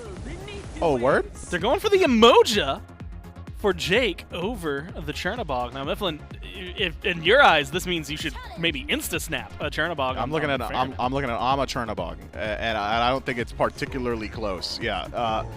Here's the thing about how Chernobog's good for everybody. It is. Here's the thing about how it's especially good for the Styx Ferrymen and CycloneSpin. It really is. Yeah.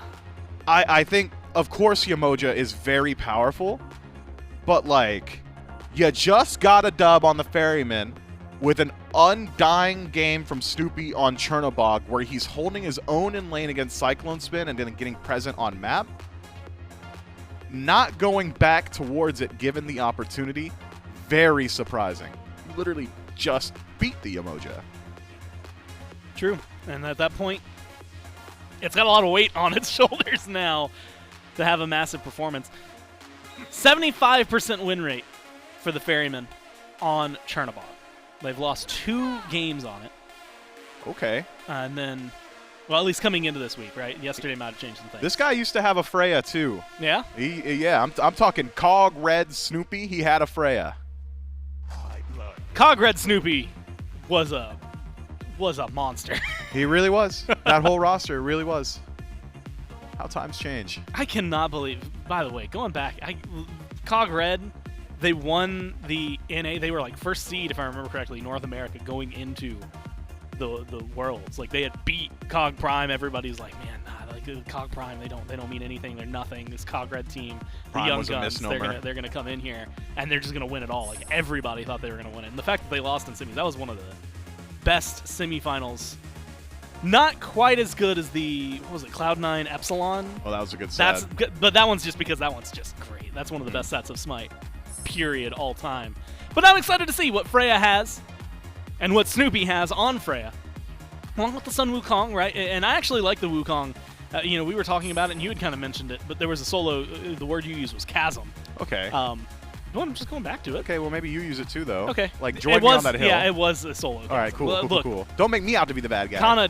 I'm just a news reporter. Kind of got bodied, right? And hard bodied, yeah. That is just Lost facts tower like 9 at minutes, this point. yeah. Where it's like not 5 levels down, yeah. And so Wukong, safe, very good at escaping scenarios like that.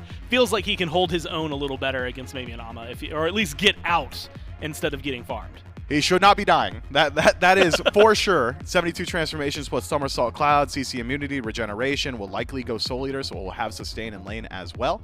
Should not be dying on the Sun Wukong, especially in Amaterasu. It just feels like she really doesn't have any way to lock him down, depending on what the jungle pick is for the Styx Ferrymen. I don't think we've seen it just yet. Looking at the composition for the Gilded Gladiators here, ease of initiation, not quite there. You don't have that simplified fight behind the Athena. Yemoja will do a lot of it for you. But if Sun Wukong does fall behind like he did in Game 1, not he, the god, he, the player, will really struggle at first point of contact for the Gilded Gladiators. You need space created. It's exactly what you said worked well for the Gilded Gladiators in that last Fire Giant fight, was when Snoopy was allowed to free cast. You really want that on your Freya, so I'll be keeping my eyes on the Soul lane. Sun Wukong needs to be creating that space. But it won't be easy, because you've got a magical assassin on the other side. If the Morrigan is able to get in a stealth, choose her fights well, could make it really difficult for Freya to play aggressively in these engagements. Maybe I would even like to see like a dive-style assassin for the Gilded Gladiators to keep that space up. Susano fits that role relatively well. Has interesting interactions too. There's potential to chase down a Chernobog. There's potential to keep up with a Morrigan. Like all of that. Very self-sufficient now backline with Morrigan Le Fay rounding it out in that fifth. But as far as like just clean burst, it's not quite as much there. This is overall a weaker composition from the Gilded Gladiators here in Game 2 as opposed to Game 1. That's not to say it's bad by any means. I think it just has a little bit of additional weight on the backline. That Freya and that Morrigan really need to perform. And well, last game we got them to perform, but like you said, how much space does Snoopy have to work with? And more so, what can Jangaru do on the Morrigan Le Fay? Something I'm excited to see in his hands. I'm also really excited. Is that an Awilix lock-in? We just missed that? The lock-in at the very it's end. It's about time, man. Awilix, really? That god is good. I don't care what anybody says. I got into an argument with Bobby about this just this morning. I said, look, this is an undervalued I want pick. you to know, there was some vitriol. Like, I could see some, like, Dude, anger rising in Awilix his is eyes. good, man. Levels 1 through 3, she's got incredibly high pressure. At levels 9 through 11, she is also very good. And then you've got the OG setup. I don't need you to hit pluck. Blink tail whip, gravity surge, good luck. I'll kill him before they can touch the ground. It really is a very high pressure pick that has good degrees of safety. I'm a massive Awilix stan. I'll admit it first. I played it a whole lot back in my day, and I'm glad to see it again. And just in matchup-wise conversation, real good in the Yemoja, right? Like, I mean, good luck with a Riptide. That's right. God, So good luck with Riptiding your allies, too. yeah. Awilix has a home in the meta. I promise you she does. And it's 10th pick when playing right here, right? Like, this is where she... Do you think she's being undervalued right now? Is that really what you're getting at? I really do. And you know what? The more I look at it, I might even like Awilix into Morrigan Le Fay just because of how Featherstep's going to interact with Dragonflight. It's really a guessing game for both of them. Are you going to Dragonflight immediately? What if I Featherstep right off the rip? Like, I don't even need my second auto attack for the bigger damage proc. Or are you Featherstepping immediately? Maybe I hold on to my Dragonflight. That mini game of this mini game of chicken between the two of them, I think will be very interesting to see on ganks. I don't know if Cyno loses a game of chicken. I also don't know He's not scared. if Cyno is patient. So there's a moment where maybe it's not the guessing game anymore. It's just, oh, well, Cyno used Featherstep. I'm dead. And you don't get the other option. Something that could very well happen. Sobek as well. I mean, like you said, it is kind of the classic combo. You get, a guy with 2 knockups, the god that pulls people in on that. But you've got Amaterasu, Sobek as the front line. Throw in the Awilix on that side just because the jungler kind of doing half and half. It really does feel like this is a Ferryman aggressive, get in your face and ruin your life front line. It feels like to me the Ferryman said, look, game 1, we lost, you didn't win. So we're going to win, and we're going to win a little bit faster this time. That is the vibe that I'm getting from the Ferryman here. They're trying to really set the pace and send a message. Well, will they win? Or will the Gladiators surprise us one more time? We'll find out as we jump down to the casters for Game 2. Game number 2, the Gladiators trying to go up 2-0. Styx Ferrymen trying to even us up at 1-1. The compositions one more time. Interesting to say the least. You've got Frog, you've got Inbound, you've got Doug taking us through the battleground. And I don't know if I agree with Myth, man.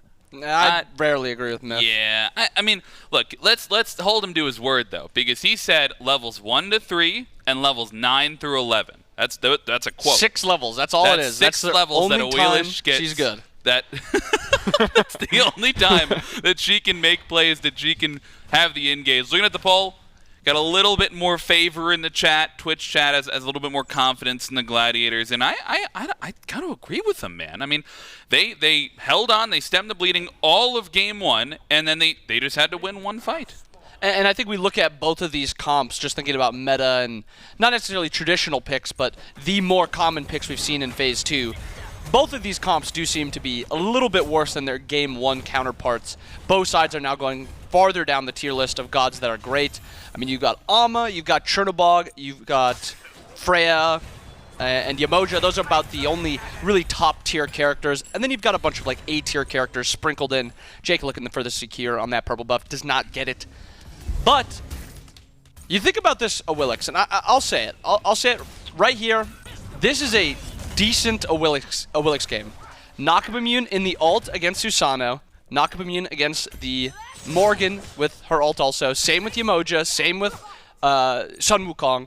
And then you also have the pulls off of Sobek. You also have the pulls off of Yemoja using her abilities for her own team. So I have to say it now. This is the best Awilix game you're probably ever going to get, so I do not mind the pick here. Yeah, and it always feels a little bit better when you get that 10th pick, Awilix. Exactly. A little bit of damage. On to Snoopy, though. Aror trying to find the pluck. Up in just a couple of seconds. Good body blocks, though, from Jake. I think protecting Snoopy from getting that dive there. I am interested in this Yemoja pick because, yes, we saw it last game. We've seen it prioritized throughout this weekend for sure. Yemoja's never going to be a bad pick, but this first pick slot, hold that thought, awesome Jake. He doesn't get to go through the Riptide. Good feather step, good whoop will secure the peel there. But the draft order, they select this Yemoja over the Amaterasu and the Chernobog, and that's why the Ferrymen get those picks, right? They had the first slot, and they value this support super highly, I suppose. A little bit of it comes down to the gods that were banned in Game 1 compared to Game 2. This game, they had the opportunity to trade the Chernobog ADC for a Freya ADC. All the mage ADCs were banned Game 1, so they like that. Fortunately, this is the struggle in the early portion of the game. Freya taking a lot of damage, Cyclone now trading a little hard, shell popped. Wow, yeah, the trade's certainly going the way of the Ferrymen thus far. I think CycloneSpin no stranger to trying to fight into this Chernobog. And Aror, this is signature pick for him at this point, it feels like. I think when this first came out, we were undervaluing the Sobek, maybe criticizing it a little bit of man, you just beads the pluck, and late game you just blow up the Sobek. But Aror, even without Awilix on his team, has made this pick look really successful thus far this season. Yeah, the Sobek is, if you get him into good 2v2s in dual lane early portion of the game, a Sobek is really hard to deal with because he forces out beads, puts a lot of damage out, and it's very scary. Gladiators not playing around duo, playing around solo, going for this blue buff. 2v2, nice blink in and a knock-up on to Cyno there. Kyrmi gets out just barely, single-digit HP there for him, has to be. Kana, though, he's got the dash coming up. 5 seconds, though. He won't live that long. Baskin grabs first blood onto Kana. And that is just so much Cyno play right there, getting the blink double knockup off. Kyrmi actually has the pull. Baskin has no dash for a little bit, and Jangaru has ult. This should be Baskin going down for the 1-for-1 trade. Good rotation by Jangaru, already making his mark in the second game with that kill. Yeah, great rotation there from the mid laner. And Kana, he had the teleport, of course, gets back to lane without any trouble to grab that blue buff. We saw the first blood from him onto Kana a little bit, and I think that was something we also saw in game number 1. Put him down a little bit. We saw Baskin get 2-3 levels ahead. So the additional focus from the Glads to try and be there for that first blue, shut Baskin down early, I think that's a good additional focus. Yeah, I think you always want to keep in mind, what is Baskin doing? How can we mitigate this lane as much as possible? Baskin's been talked about for 8 seasons. It's always brought up about how good of a player he is, how good he does in every single role that he's ever played in. And currently Baskin, considered one of the strongest players in the world right now. It makes sense to shut him down. Little lead for Baskin right now after that first blood. Kana not too far behind because he did get to soak up a little bit of that wave while Baskin's TP was down. Take a look at the difference in solo builds here. The Soul Eater coming through, despite Kana falling down early. I mean, going to this item, if they choose to focus out Kana, which actually we might see a little bit more of that. No dash now for Kana, and Cyno's over here on this right-hand side. He has to channel the ultimate. And that's the second time Cyno's been over here in less than 5 minutes. This aggressive build for Kana might have trouble getting online if they want to focus him. Yeah, and I think a big highlight of this also is now Kana's not going to have ult for that blue buff. He's actually going to be down the ult. So this invade, this 2v2 on the right side of the map will be heavily in favor with the Ferrymen. You also have Cyno's blink coming up in about 7 seconds. Looking for something on Jangaru. The knock-up just barely off. And he's just getting outranged a little bit here. Can't really walk all the way forward. Retreats to his blue buff. Ult in from CycloneSpin. Takes the Valkyrie's discretion away from Snoopy as well. But focus onto the right-hand side as those blue buffs spawn. And an interesting note here from the dual lane as well, something that catches my eye. They've rotated out, right? Or at least only half of it. Awesome Jake has rotated out of the dual lane, while Aror kind of stuck over there for a little bit longer. And that's something we've seen thus far in this Phase 2 in Season X, right? Is these supports just sticking around so long in that left lane. Beats forced onto Awesome Jake, though. Might try to re-engage. He's pretty tanky. I don't know if he's tanky enough to survive this one, though. But around the corner, and Kyrmi has the damage onto Cyno. Just a little bit more is needed, and nobody will find the kill off the bat. Paul, he needs one more little bit of damage and will ultimately find Jake. Such a close play by both teams. So many people getting out very, very low. Baskin secures the blue buff of Cxnnahh. And Cxnnahh with that current build, actually that blue buff being gone is going to hurt him a little bit, but not the end of the world. Solo lane at this point. He's going to be just farming out. Not too much happening over there. But that fight in mid, that's what we're going to be expecting to see a lot with this Awilix. It's going to be Sobek hitting the knock-up, not necessarily having to pluck every time. We heard Myth say it on desk. A lot of tail whips is all you need for the Awilix ult. But you saw Cyno playing actually really far back, so while that pluck happened, Cyno was sitting even farther back to try and pull Jake even farther away from his team, and I think that's something we're going to have to see. Fortunately, we have 4 beads on the side of the Gladiators, so you're going to have to play around those beads timers, or you're going to play around killing that Wukong. Well, Awesome Jake taken down early, and we were talking about the rotation differences. That might have something to do with these item builds. We've seen a lot of Thieves before. Now this time around, Awesome Jake, he goes to Prophetic. I mean, does he just want to get a little bit more aggressive in the early game? Yemoja's always kind of been a strong Prophetic character. I think the early game has become a lot more important. I think Thieves' spike has always been a lot more prioritized. But if you do get a lot of stacks online, like Yemoja does very easily, I think this Prophetic pickup will be sick. Also getting a little bit extra cooldown from that Prophetic with such a long 140-second ult for Yemoja. It'll be a little bit nicer to bring that down to about 126 instead. Cyno hanging around in the enemy jungle. And pressure once again. A lot of focus towards these junglers for who wants to get involved on map, right? Where do we see those engages come through? And it's Cyno who's been making it happen thus far onto Jangaru. Needs a little bit more damage. Thought we might see the transformation come through from Paul, but still on cooldown after that earlier kill. So Jangaru, the beads will get burned, but he'll get out of there. And beads being down, that's what Aror needs to look for now. Beads being down on this mid laner for the next 2.5 minutes. I wouldn't be surprised if Aror rotates out to look for that play, but Cyno's also got a lot of kill potential under him, so maybe it's just Cyno looking to play around this, and Glad's 3v3 happening in left. Yeah, whoa, Kyrmi, he was up a little bit far. Awesome Jake might try and find an ult here, but Aror, he's the first one in on a Snoopy, burns the beads as well. The rotation, Cyno, not here on this side of the map. Instead, it's Paul making the rotation, and he'll burn the ultimate, burn the transformation, but a little bit odd to me. Doesn't really get much from that ultimate. I think he looks for a little bit of CC onto the Yemoja, but unfortunately missed it. And when you transform, you can't cancel the transformation and get value back from it, so might as well just use that ultimate, maybe get a little bit of poke off. But nothing really happening too much. A lot of little scuffles, not a lot of all-ins that we've seen. Both teams relatively safe, not a ton of, volatility into any of these lanes. Other than the Freya, who's now had no beads for nearly this entire game, but has no deaths. Yeah, and this is why the Gladiators chose that composition that they did. You highlighted it, they picked the Yemoja up, and then they grab that Freya before the second ban phase. Just similar to game number 1, maybe just happy to farm it up, right? They're not down too far. In fact, I think they might be down less than they were in game number 1. This is a tanky Sobek. Yeah, I don't know if this is the right engage target, but they've got enough people to target out Cyclone. the Sobek. CycloneSpin comes in on the ultimate, and Cyno and Paul were there to help out, but so many ultimates used for the Gladiators for essentially nothing. I mean, they did force out Cyclone's ult towards the end of it, so it's not the end of the world. They didn't kill the Sobek. Getting that global ult is very important out at this point in the game. But, I mean, Yemoja ult, we talked about it all the time. This is such a long cooldown ultimate. If you don't get value from it when you use it, it is going to be down for a while. Now, no Yemoja ult up on the left side or the middle side of the map.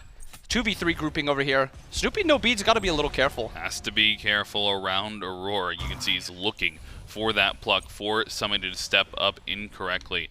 And this focus has shifted a little bit. We saw some solo invades early on. Now, seeing that focus towards the left-hand side, rightfully so, as we come towards the fights in the 11-10 minute mark. And it's around this purple buff as well. Cyno, He's the one that has been deciding the pressure on map. And sure, you know, he's level 11, so he's allowed to do that. He's in the 6th level range, so he can be making the moves. I think as soon as he takes over to level 12, things might slow down for the Ferrymen. But I mean, it might not slow down for the Ferrymen as much as soon as Kyrmi hits some of these spikes, they might feel a little bit more comfortable. For sure, I think highlighting Kyrmi and the builds are the same right now for these junglers. You might have the level lead on Cyno, but for the most part, junglers' damage is decided by those items they end up getting. Little gank on Athena here, just forcing out that ultimate. Blue buff is up, but it seems like Cyno's more worried about this cooldown buff. Cyno, this level 11, farming up for that level 12 now. Probably just trying to get that bead so he's a little bit more safe. That blink is up.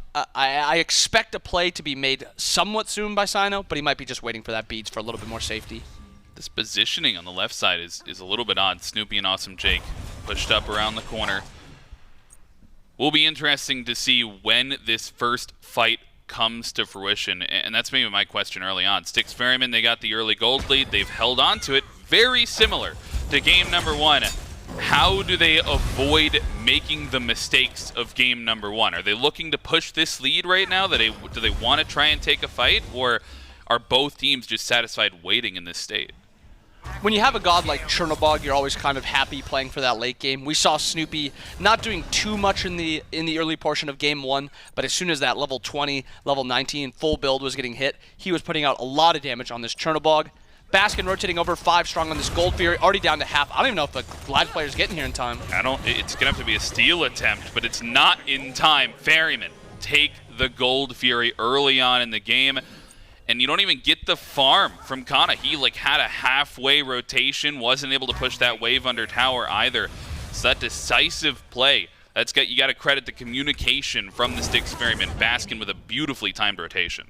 Yeah, Baskin with a nice time rotation. You bring that Alma over for that Gold Fury, and objectives are getting destroyed. Jake getting plucked, does have the beats here, opts not to use them. A lot of damage already out. He doesn't feel like he's in danger, but it sure looks like he's in danger. Paul right next to him on that side of the fight, and then River's Rebuke comes out, but Aror, they just take down Jake, and he holds the beads through the entire engagement. You lose the life of the Yemoja in trade for a couple of ultimates on the other side, but that's going to open up the Pyromancer, and once again, the Gladiators not in a position to have a fight here. They'll go for a steal attempt, so the Ferrymen, they've got to be perfect on it, but they are, and they just decide to flip the switch and grab both neutral objectives. A lot more, not necessarily confidence, but just more commitment to these objectives by the Ferrymen this game. That fight that Jake opts to hold his beads, it almost seemed like there was a miscommunication where Jake wanted to take that fight. He was baiting himself. He's not going to not use beads unless he's confident he's either living or taking the fight. And with how he played it, how he positioned, standing his ground, it looked like he was ready to fight. Unfortunately, Kyrmi's ult was down from trying to secure that Gold Fury. So that is a 2 ultimate 3v3 versus a 3 ultimate 3v3. Not really all that in favor when Jake already takes a ton of poke before it even truly happens. Yeah, it seems like they may not have been on the same page. Jake drops his ultimate regardless, tries to stay alive, but ultimately, just with those supports, not going to see that much, gain just by picking one of the supports. I think it's a lot more around these neutral objectives. Styx Ferrymen, they've gotten themselves a little bit more of a gold lead, but still not enough to decisively say we're going to win a team fight. Certainly bodes well, though, for as these, we're 2.5 minutes now away from this Oni Fury being the next item. You got to imagine the Gladiators, they don't want to give it up like last time. Yeah, and I think they're comfortable with the deficit they're at right now. I think they're confident in their team fighting potential. Cyno looking for the gank on Cxnnahh. Cxnnahh does have ult here, so maybe. Paul's actually rotating also. Cxnnah's dash already out. Yeah, he does not expect them to be around the corner. He doesn't even get a chance to use ultimate. CC is channeled perfectly. Everything about that, the timing by the Ferryman CC, how they used it, when they used it, everything was timed perfectly. Cxnnahh could do just about nothing. As soon as he uses that dash, he is dead if they play it as well as they did. And the Ferryman, a lot of the time, is known for playing a lot of fights perfectly, play another fight perfectly. I mean, we talked a lot about the relics in game number 1. Focus again towards the Gladiators relics. Cxnnahh, the only one without that beads pickup. So if he's going to be the target, especially when you get later in the game, you're trying to find a pick with this gravity surge, I think Chxnnah has to be cognizant of where they are on the map, maybe hold that dash a little bit safer. For sure, and I think he's got to be a little bit more aware of where to ward so he can actually stop it. And he's getting gone, and again, he does have the ult, but Aror's not even plucking. He just knew he could force that ult there, and there's nothing Chxnnah can do, because if he holds his ult any longer, he's getting plucked, and he's going to be dying. A lot of pressure being put out by the Ferrymen. Glad's trying to respond in kind. Oh my goodness, Baskin with the teleport in. River's Rebuke will trap him into the waves there and pulled back in. He's got the ultimate if they want to try and continue the fight, but Aror sitting around the wall looking for a pluck, and the timing of that was perfect for the Ferrymen. They burn the River's Rebuke, and it's right as this Oni Fury spawns. The Gladiators know this is happening. They have to rotate on time for this if they want to take the fight, and I don't know if they're willing to. This is shredding. Nobody is going to be here in time. Trying for a steal again is Kyrmi, but he'll lose his ult and his beads just for the attempt. And his blink. So he is just, 2 minutes minimum before he's able to really make a play. Wait for that ult to be up. He at least can do something because he does have that 30% cooldown. He's also opting for, it looks to be a Magi's in the jungle, and you think about a god like Yemoja, a god like Morrigan, a god like Sobek. These gods a lot of their time are initiating with their CC. The Magi's pick up, not too rare, but we've not seen a ton of Magi's this phase, especially in the jungle. Yeah, I think junglers, they just really want to get all the damage that they can, and this may be why. Awesome Jake gets pulled back in, down to about half HP, is able to hold on to his beads there through the gravity surge. Appropriately measured, a little bit of safety that he gets to hold on to through that. On the other side, though, maybe, as much as you want all damage on a build, maybe you don't get that kill because Cyno doesn't have all damage. He's got this rune-forged hammer in that third slot, which is... I know Cyno likes to build tanky some of the times, but Awilix is not the pick I imagine that on. I think it's mostly when you pull the person in that you're trying to one-shot, getting that extra 15% damage for you and your allies in that area maybe is a damage tipper, and he's not planning on being this full damage character. He's going to try to be a little bit more CC-heavy utility. But you're right, it's a little weird for a god like Awilix. A lot of times you're thought of as a one-shot character who tries to drops ult and then blinks in to try to get a one-shot onto an enemy backliner. But we'll have to see how it works out. So far, one fight with that Runeforged, one Jake escaping. Cyclone pushing down left, and Glad strong on Pyro.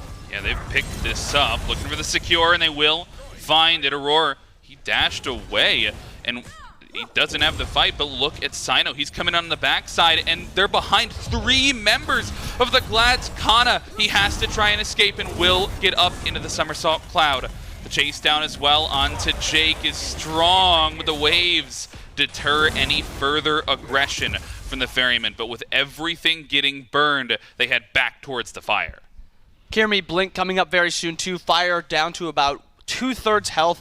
Doesn't seem to be burning too slow. They're looking to set up a fight here. Paul already invis. Trying to bait it out, and the blink in there. Cyno onto Chxnnah. No safety available. Everything turns on to Snoopy now, who's down to about half HP. Everybody from the Glads, in fact, is low, and Baskin is in on the ultimate, just trying to escape. And miraculously, they almost do so. Kyrmi, he's in on the back, and Awesome Jake, they'll trade out their lives. The Styx Ferrymen bait the objective beautifully, and the Glads lose too. Chxnnah forced to back, and then he teleports back in. Also gets very low. At this point, Ferrymen are going to have about a 5v1 on this. Chxnnah, the only one that can really contest. Snoopy already walking out left. Jangaru up middle, looking to just go get some farm. Should be a Ferryman secured fire, but can't count out a cudgel. No cudgel, no attempt. Free fire giant for the Ferrymen after a nice fight by them. Yeah, definitely a nice fight, and I think paying a lot of respects. They don't want to get into a steal scenario like they did in game number 1. So that bait just waiting for them to step up. The patience is really good, and I think my biggest takeaway, you see how much W key the Ferrymen have. They just press W. They don't have to stop. They can just keep going. That's a big benefit of Amaterasu. That's a character that chases very, very well. No reliant on cooldown ability like Yemoja with her 3 for the escape. She just gets a free bunch of movement speed for her and her allies. Also, We have Aror finishing that war banner. Last time we saw the war flag, it was actually a Spartan flag. Aror opting for the movement speed and attack speed war banner. Also going a super Yemoja counter Sobek build. Anti-healing, anti-shielding, anti-wall. A lot of anti-Yemoja in that build. Yeah, anti-healing as well in the, well, you said that. The relic is coming through too. Styx Ferrymen, they grab the Gold Fury. They've got all of the pressure on the map at this point into the game. Got the Fire Giant on 5. Tier 2 towers, though, 3 still remain. Still have a Tier 1 tower in mid as well. So the question, the onus, is on to the Gilded Gladiators as to where they want to defend. And the fights switch around a little bit now as well. No more jungle fights. Now you have siege defenses. How do those look for the Gilded Gladiators? The siege defenses should be a lot easier than you'd expect when you see just how the Ferrymen have to play these. Morrigan does have good poke onto it because she usually opts for a poly. No poly here, so not a ton of auto attack damage outside of anyone but Cyclone. And also Awilix is not a great jungler when it comes to sieging because he doesn't like 5v-fying super hard. Aror plucked into the air, or whooped into the air by Freya. Dashes out, takes just about no damage. Should heal that up with fire. Took down the Tier 1, took down the Tier 2 in left, traded for a tower on the right-hand side of the map by the Glads. But I think you see this hesitation. You lose a lot of that chase down potential, that W key potential, when you switch over to these lane fights. And I'm almost like, I'm not even sure if the Gilded Gladiators want to force a Fire Giant fight in the future, because it's so much more difficult for the Ferrymen to find these siege fights. Their pick potential just goes way down for Cyno. And that's a big upside of Yemoja, but also a downside, or not Yemoja, Morrigan. The big upside is in jungle fights, it's very hard to keep track of her. She can come from just about any angle. She can get behind you, even if you're trying to pay attention to that. When it comes to sieging, she has to be in just like one of two areas. Either she's sitting in front of you in lane, or she's sitting in the jungle in between both the lanes. She's not coming up behind you. She's not coming from the side. So she has to play just more in front of you. And that's why a lot of teams opt to actually give those fires, like you said, when it comes to playing against Morrigan, is because she's just such a strong character in the jungle and just completely shut her down when you're fighting her in lane.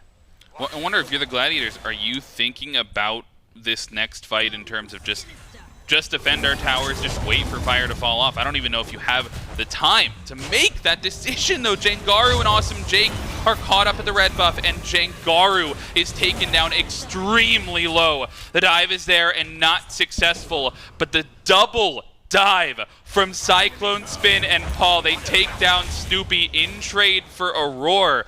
Their Fire Giant is about to fall off, though. They might just have enough to push down this mid-tier 2.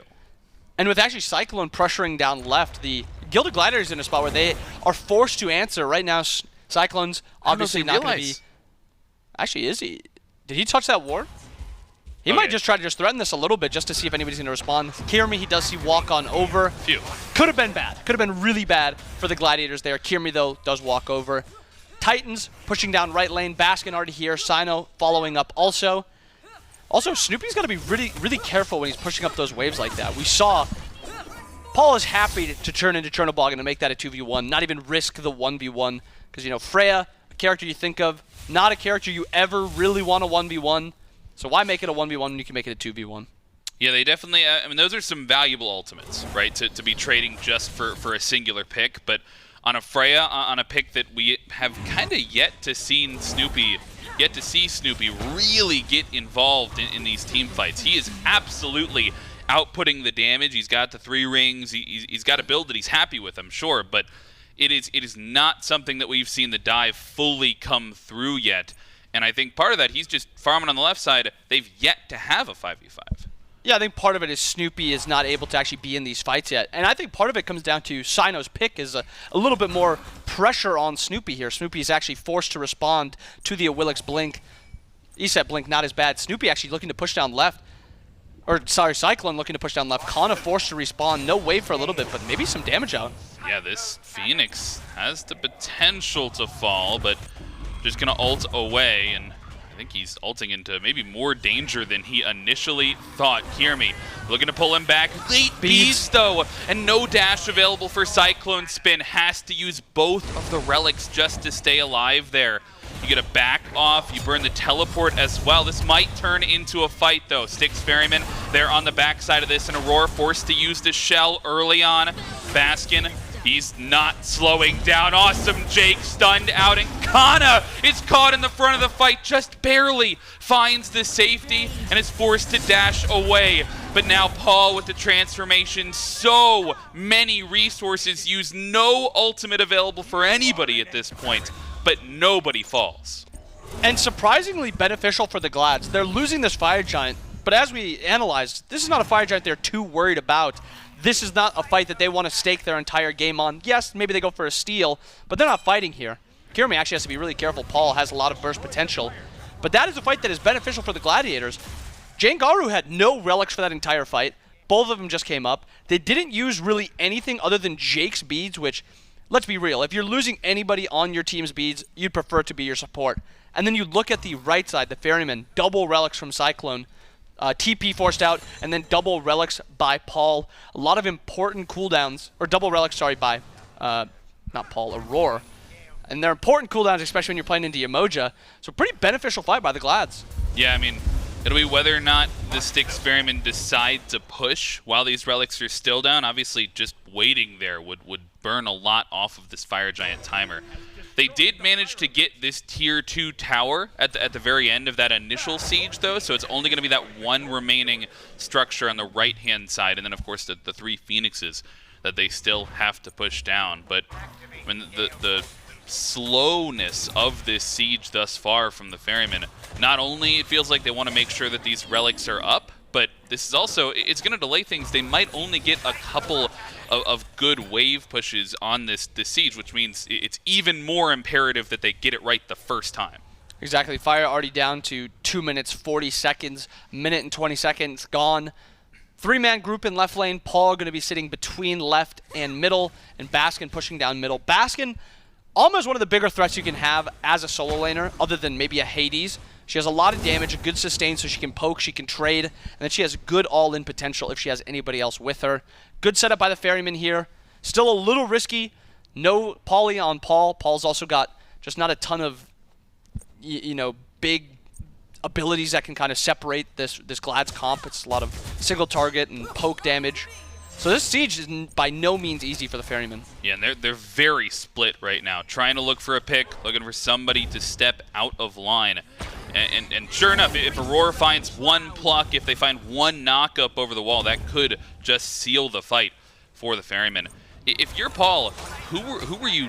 Hold that thought, Baskin, down to about half HP just for daring to step under that mid lane.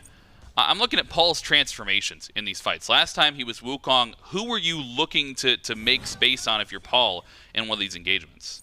I think Susano at this point is a really good transform. A lot of damage, good survivability, and just gives you that big AoE that your comp is kind of missing when you have this Morrigan in mid.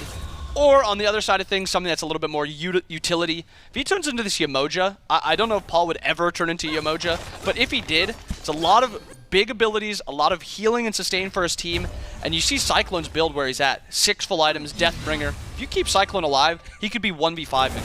Yeah, no, they certainly have the damage to back up a tank selection here.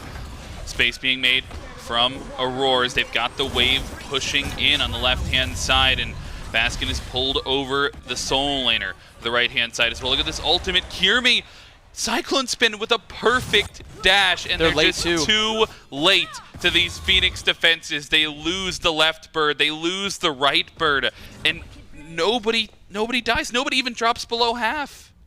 Yeah, I mean, exactly. They were just late. The Phoenix dies, and then Jake and Kyrmi use ult. On the right side, you can't match Baskin. He's just able to walk in with the wave.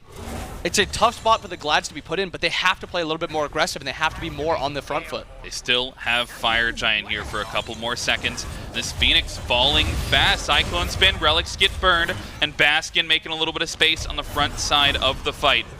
Looks like that'll be all she wrote for the Styx Ferrymen, though. And with that kind of siege defense, we talked about them being okay giving the Fire Giant up. I don't know if I'm okay with that anymore, especially now that it's EFG. Exactly. Now that it's EFG, it's something you have to kind of contest. If you give up an EFG, you're basically forcing yourself under Titan. Those Phoenixes are are mincemeat when it comes to an EFG. You will slice through them, and you'll be under that Titan in no time. Now, the Glads are going to be forced to somehow push up left wave into a double global comp where both of the global characters, well, Morrigan transforming into one of the global characters, have insane 1v1 potential and insane damage. Scary point for the Glads to be at. Curious to see how they opt to defend this, if they are even going to defend this. Maybe they're happy to just fight under Titan. Either way, it's going to be a tough ask. Yeah, it's going to have to be some sort of all-in potential, or maybe trying to set up an ambush in the jungle and catch somebody out. But thus far, the Styx Ferrymen have been pretty routine, keeping it close to the vest when it comes to these Fire Giant plays, just making sure that they can catch anybody out and find the engage if they need to. Jake, though, he's going to get pulled out to start this fight, not really respecting the follow-up, and does not beads for it. That'll be an important ultimate down on the side of the Ferrymen, and they've got positioning, but they've also got Fire Minions pushing in. Yeah, those Fire Minions are not pushed up far enough by the Gladiators, so at this point they're going to be forced into taking this fight, while Jake is already down to 2/3 health. But as you said, Cyno's ult generally pretty important for the Ferrymen. A lot of their engage relies on that pull-in. But Jake is also fine just taking a little bit of poke and sustaining it up. The Ferrymen don't have great anti-heal with their poke. I mean, Morrigan's going to have to try to find her way in, or they're going to have to use the Ankh, which means all in a lot of the time. So we need the Glads either get something done soon, or these fire waves going to be pouring into your base. Yeah, Ferrymen just have to play the waiting game, or at least that's what it feels like at this point. Cxnnahh, he gets pulled back in. Somersault Cloud for safety. On the other side of the fight, though, Kyrmi and Paul. Kyrmi, huge pick onto the 1v1. Burns the ultimate from CycloneSpin, but he stays alive after successfully finding the 1v1. It's a huge Cyno? pick, and the Ferrymen have to be careful. They're alone. They let Cyno go as well. A little bit of a fumble on the team fight, and they lose 2 members from individual step-ups, and now the Glads have all the positioning. Glads do have to be a little careful here. Baskin has a lot of damage, and they're actually playing a little bit too far up. Baskin forces bees on Snoopy, but now he is walled off. He's walking away from the Phantom either. He's not getting the Phantom. Phantom has got onto Baskin, whooped into the air, taking a little bit of damage, but not as much as maybe expected. Whoop, barely off, pulls Aurora. Aurora's half. Aurora does not get to go back into this fight. The tanks continue to be shredded down, and the Gladiators, they find a 3rd pick, and out of nowhere, they find 3. They defend their base, and now they're looking to secure the EFG. CycloneSpin carries the weight of his team on his shoulders. Baskin is around as well as Fire Giant is not falling too fast. They've got the respawn timers. Paul has the ultimate. He could be there. He could join the fight with the ultimate if he needed to, and he does. Here he comes. A 3 versus 4 now for the Ferrymen, and they're pushing them off of the objective. Health bars low for the Gilded Gladiators as Paul looks for the stun. Everybody forced to back off, and the right Phoenix falls as well. They can't defend their base fully, and they can't get the Fire Giant. I don't know if there's 2 other characters I'd rather have alive at that point than Cyclone and Baskin. Alma's in a spot where she is nearly unkillable, can also get off enough damage. And then, I mean, look at Cyclone's build. 6 item slots, Deathbringer finish. The only thing stopping him and a pentakill is that Spectral on Cxnnahh being just tanky enough. Otherwise, maybe Cyclone goes into the air and chases after that. Good defense by the Ferrymen. But highlighting before that, the Glads with that fight, Paul's got to be super careful. A lot of bursts that Kyrmi has. One-shot him as soon as he transformed. Yeah, I think he got a lot of that damage on even before Paul could get the transformation out. And you've been seeing how he's playing in these team fights. He walks up, he sets down a sentry ward, he's just trying to play for an invis.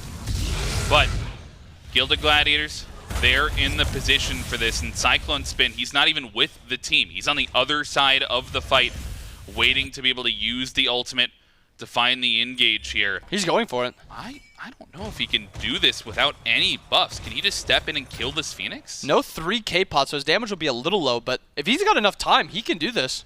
He's just going to risk it. He thinks oh my god! Not even a question. He can just step in and burn the Phoenix. Maybe that's why we're not giving away the first pick Chernobog, as Myth keeps highlighting on the desk. But that's just a left side Phoenix, and that is so detrimental to the Gilded Gladiators.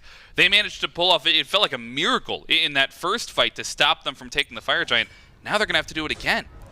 And now they're in the exact same setup. This time, Paul probably not falling for the same trick that Kyrmi pulled last time. Maybe a little bit more grouping by Paul closer to his team. Cyclone looking for the 1v1. He's in the enemy base, man, and Paul joins him. They're just trying to backdoor. It's the 2 Chernobogs, and what? They just end the game in 35 minutes. The Styx Ferrymen, they tie up the set. They took 2 people to ult into the base and to end that Phoenix. There was no time for the Glads to even get their backs off. It died as soon as they landed. Good chase up by Paul. Cyclone, so much damage, and it was just like that.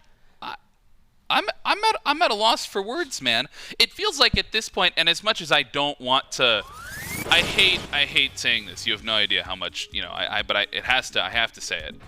Maybe we should be listening to Biff. Okay. Maybe we should be. Maybe we should have thought about saying it, but for sure, Chernobog. Myth maybe gets lucky one time, talks about the Chernobog. Chernobog is good, guys.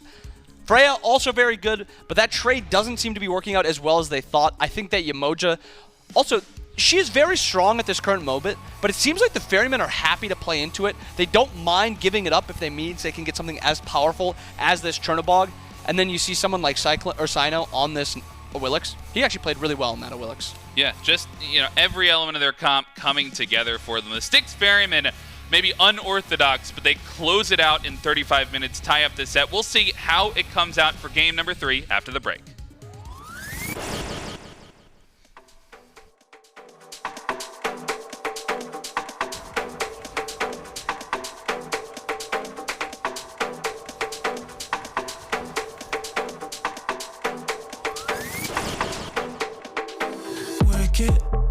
Cannot hold, overflows, become one.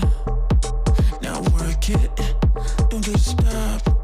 Let me see you pop at the barbershop. Work it, cannot hold, overflows, become one. Now work it, don't just stop. Let me see you pop. Getting ready for the show, little soldiers in a row. Watch them closely when they go. Falling in and out of low, little soldiers in a row. You can't hate them anymore.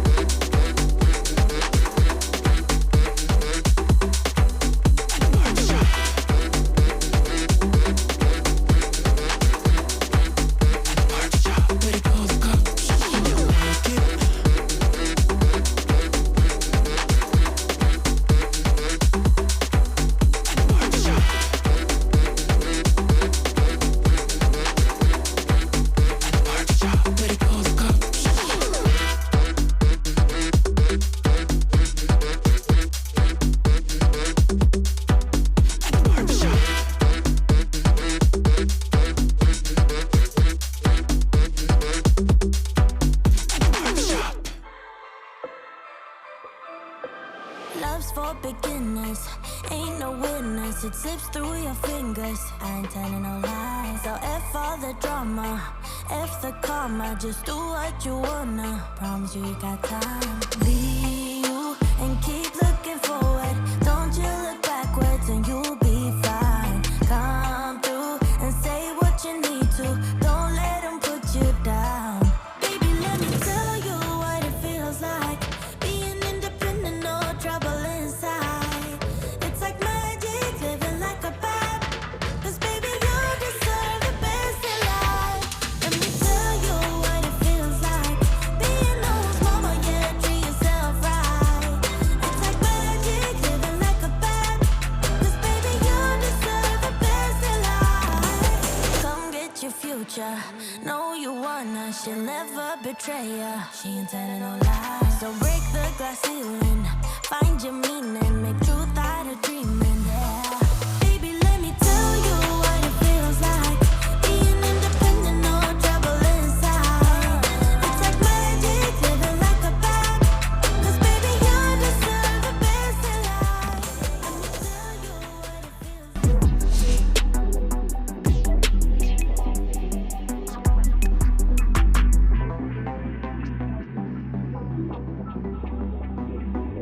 Well, in game 2, it feels like we are on the cusp of another miracle win from the Gladiators, Mifflin. A lot of those fights towards the end suddenly switching up towards their favor.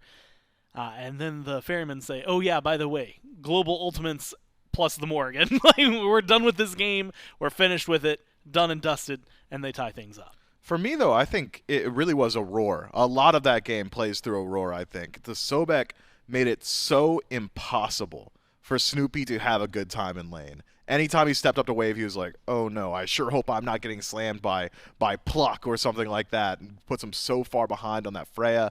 And I think that is the root of the issue for the Gilded Gladiators. They did not have a lane that they could play through consistently, which allowed the Ferrymen to essentially free farm the map, even when the slash lines weren't exactly the most impressive. Look at the top of your screen now. 3-1, 2-kill separation. It's the gold. It's the experience that really was the issue. Because at no point did the Gilded Gladiators feel safe getting overly aggressive. At no point were they really confident in their ability to stick around in the fight. I think some of that also comes from the fact that because CycloneSpin is so far ahead due to Auror's presence, that he was able to go up into the air and just be in every engagement and say, sure, I'll let Snoopy farm a wave or two. It really doesn't matter, because by the time I get back, I'll still be 2 levels up and we'll have won a team fight on the other side of the map. So this one feels a little bit more so like a bit of a draft diff. I think the Gilded Gladiators just didn't quite have the tools to deal with what the Styx Ferrymen had taken for themselves. But with all that said, and I gotta say it because I heard those dirty little casters speaking my name. Awilix is good, man. It's a good pick. He was dominating in damage, more output than the Susano involved on map. Top to bottom, I like what the Ferrymen brought. That was the polite way of you saying, like, keep my name out your mouth. Yeah, and just, I mean, showing it to him. I agree with you. I think the Awilix looked pretty good. There were a lot of moments there as well. Look, Paul is good at the Morrigan, and if you didn't learn it that game, I would recommend watching the Season 7 World Championship. He had a lot of really good games there as well that he ends up helping his team win that with. It's just a god that works so well for him. Cyclone looks really good. You get great plays from Aror. There were definitely good moments on the side of the Gladiators. And that's something I think to be very happy with, but considering the way Game 1 went. Admittedly, they win Game 1, but I feel like lost a lot more in Game 1. Whereas this time they keep things, like you said, the experience and the gold still spirals out of control. But kill-wise, they at least keep things down. Objective-wise, it feels like they were willing to step up to more, unable to steal as many.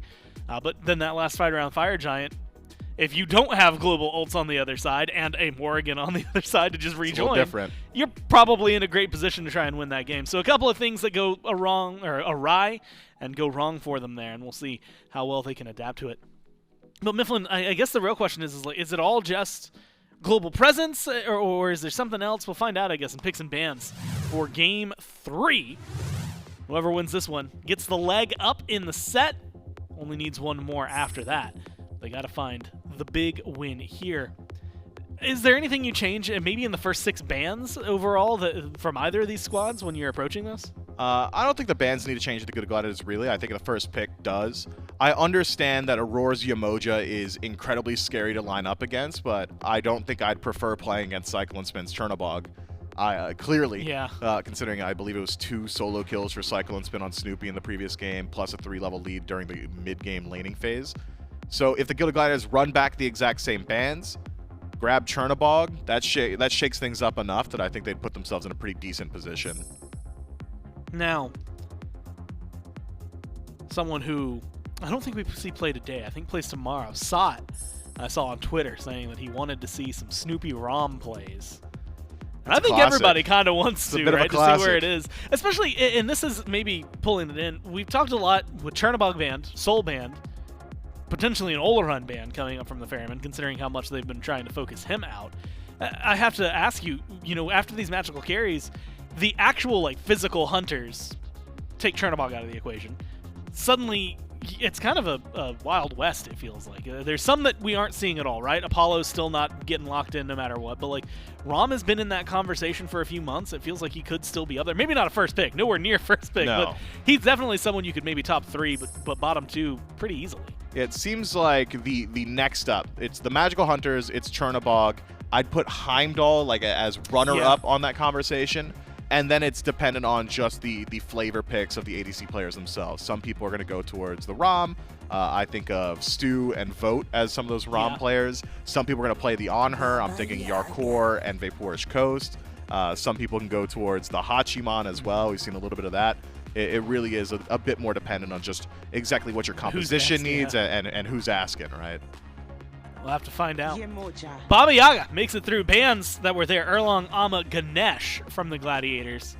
It was Soul, Olorun, Chernobog on the other side. Gladiators opt in, Mifflin, with no Chernobog to go for the Baba Yaga, which also strips it away from Paul, which is maybe a bigger deal than first picking it. And you give up Yemoja and Rat over to the Ferrymen. Yemoja Rat, obviously very good. I think we don't need to sing the praise of Yemoja. It's high pressure, it's high sustain. It's good threat on relics, as well as just phenomenal control in the team fight.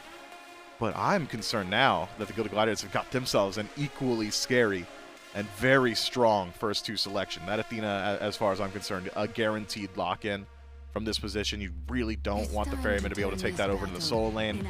So grab that for yourself. And then maybe you could look at, I was going to say a warrior selection, or perhaps even the Hades in that slot. Instead, it's the Jing Wei. Not exactly a Snoopy classic. We won't get the vintage just yet, but still very safe. Fits the role very well. Can scale well with crit if you're allowed to get to that level 20 point. These games are going a bit longer, so I think fair to assume they'll be able to see a 6-slotted Jing Wei at some point. Very strong regardless. I wonder, though, maybe if Hades could have just really been a high-pressure pick that the Gilded Gladiators would have had a guaranteed lane they could have played through. Because you don't really want to hover mid with a Baba Yaga. Yeah. I think the Styx Ferrymen have essentially locked down the perfect Baba Yaga playstyle, and it's don't soak his farm and don't stand near him until he's level 15 at least. Just let him get everything he needs. So with that being the case, and with a relatively low-pressure ADC, I'm not exactly sure where the Gilded Gladiators are going to put their focus throughout the early. Whereas the Styx Ferrymen, it's double global locked in. The Morrigan can just turn into Rat or Athena at any point. Yemoja's going to have phenomenal pressure wherever she is on map. I don't think they're going to struggle nearly as much to find places to force fights. Now, I want to ask this, and it's only because we've seen Rat shimmy away from jungle occasionally, right? It's something, I mean, we just saw Cyno play it yesterday, so it's not going to be too surprising if it is in the jungle. But would you like, knowing that there's Baba Yaga and Jing Wei, and the conversation we had at the end of the last desk, plus going into this desk, for Rat to swap over to solo and for an Awilix to get locked in? Into Jing Wei, I mean, it feels all right, and into Baba Yaga it feels all right too. And then having Riptide just means that no matter what, there's going to be a knock-up you can play around, so I think Awilix can work. I don't think Awilix is strong enough, even with my own personal biases, that you're going towards it every single game. If anything, I'm looking at the Styx Ferrymen, and I'm concerned now about threat of double Cthulhu. I think that is my primary concern, and it is already washed away with that Thor lock-in. So likely Thor solo, Rat jungle, Morrigan mid, Yemoja support, and we'll get a look at ADC a little bit later on. Maybe you want to grab something with a little bit of AoE. wouldn't hate an Ishtar in slot for CycloneSpin. Just a little bit more CC to play around, long range, confirmable, easy to start off fights, relatively safe in the back line. I'd be surprised if it was an Ishtar last pick for the Ferrymen. Gilded Gladiators, on the other hand, need to find a little bit more front line, someone that can create that space and allow the Athena to taunt in and make sure Baba Yaga and Jing can have that follow-up. King Arthur, not exactly what I'm looking for. If your name isn't Alfonso, I'm not a massive fan of the pick. Artio, though, I think plays pretty well here. Prevents some of the mobility, in-combat healing. I think this fits the draft very well. And then a more eclectic selection, the Serqet locked in. There's your early pressure.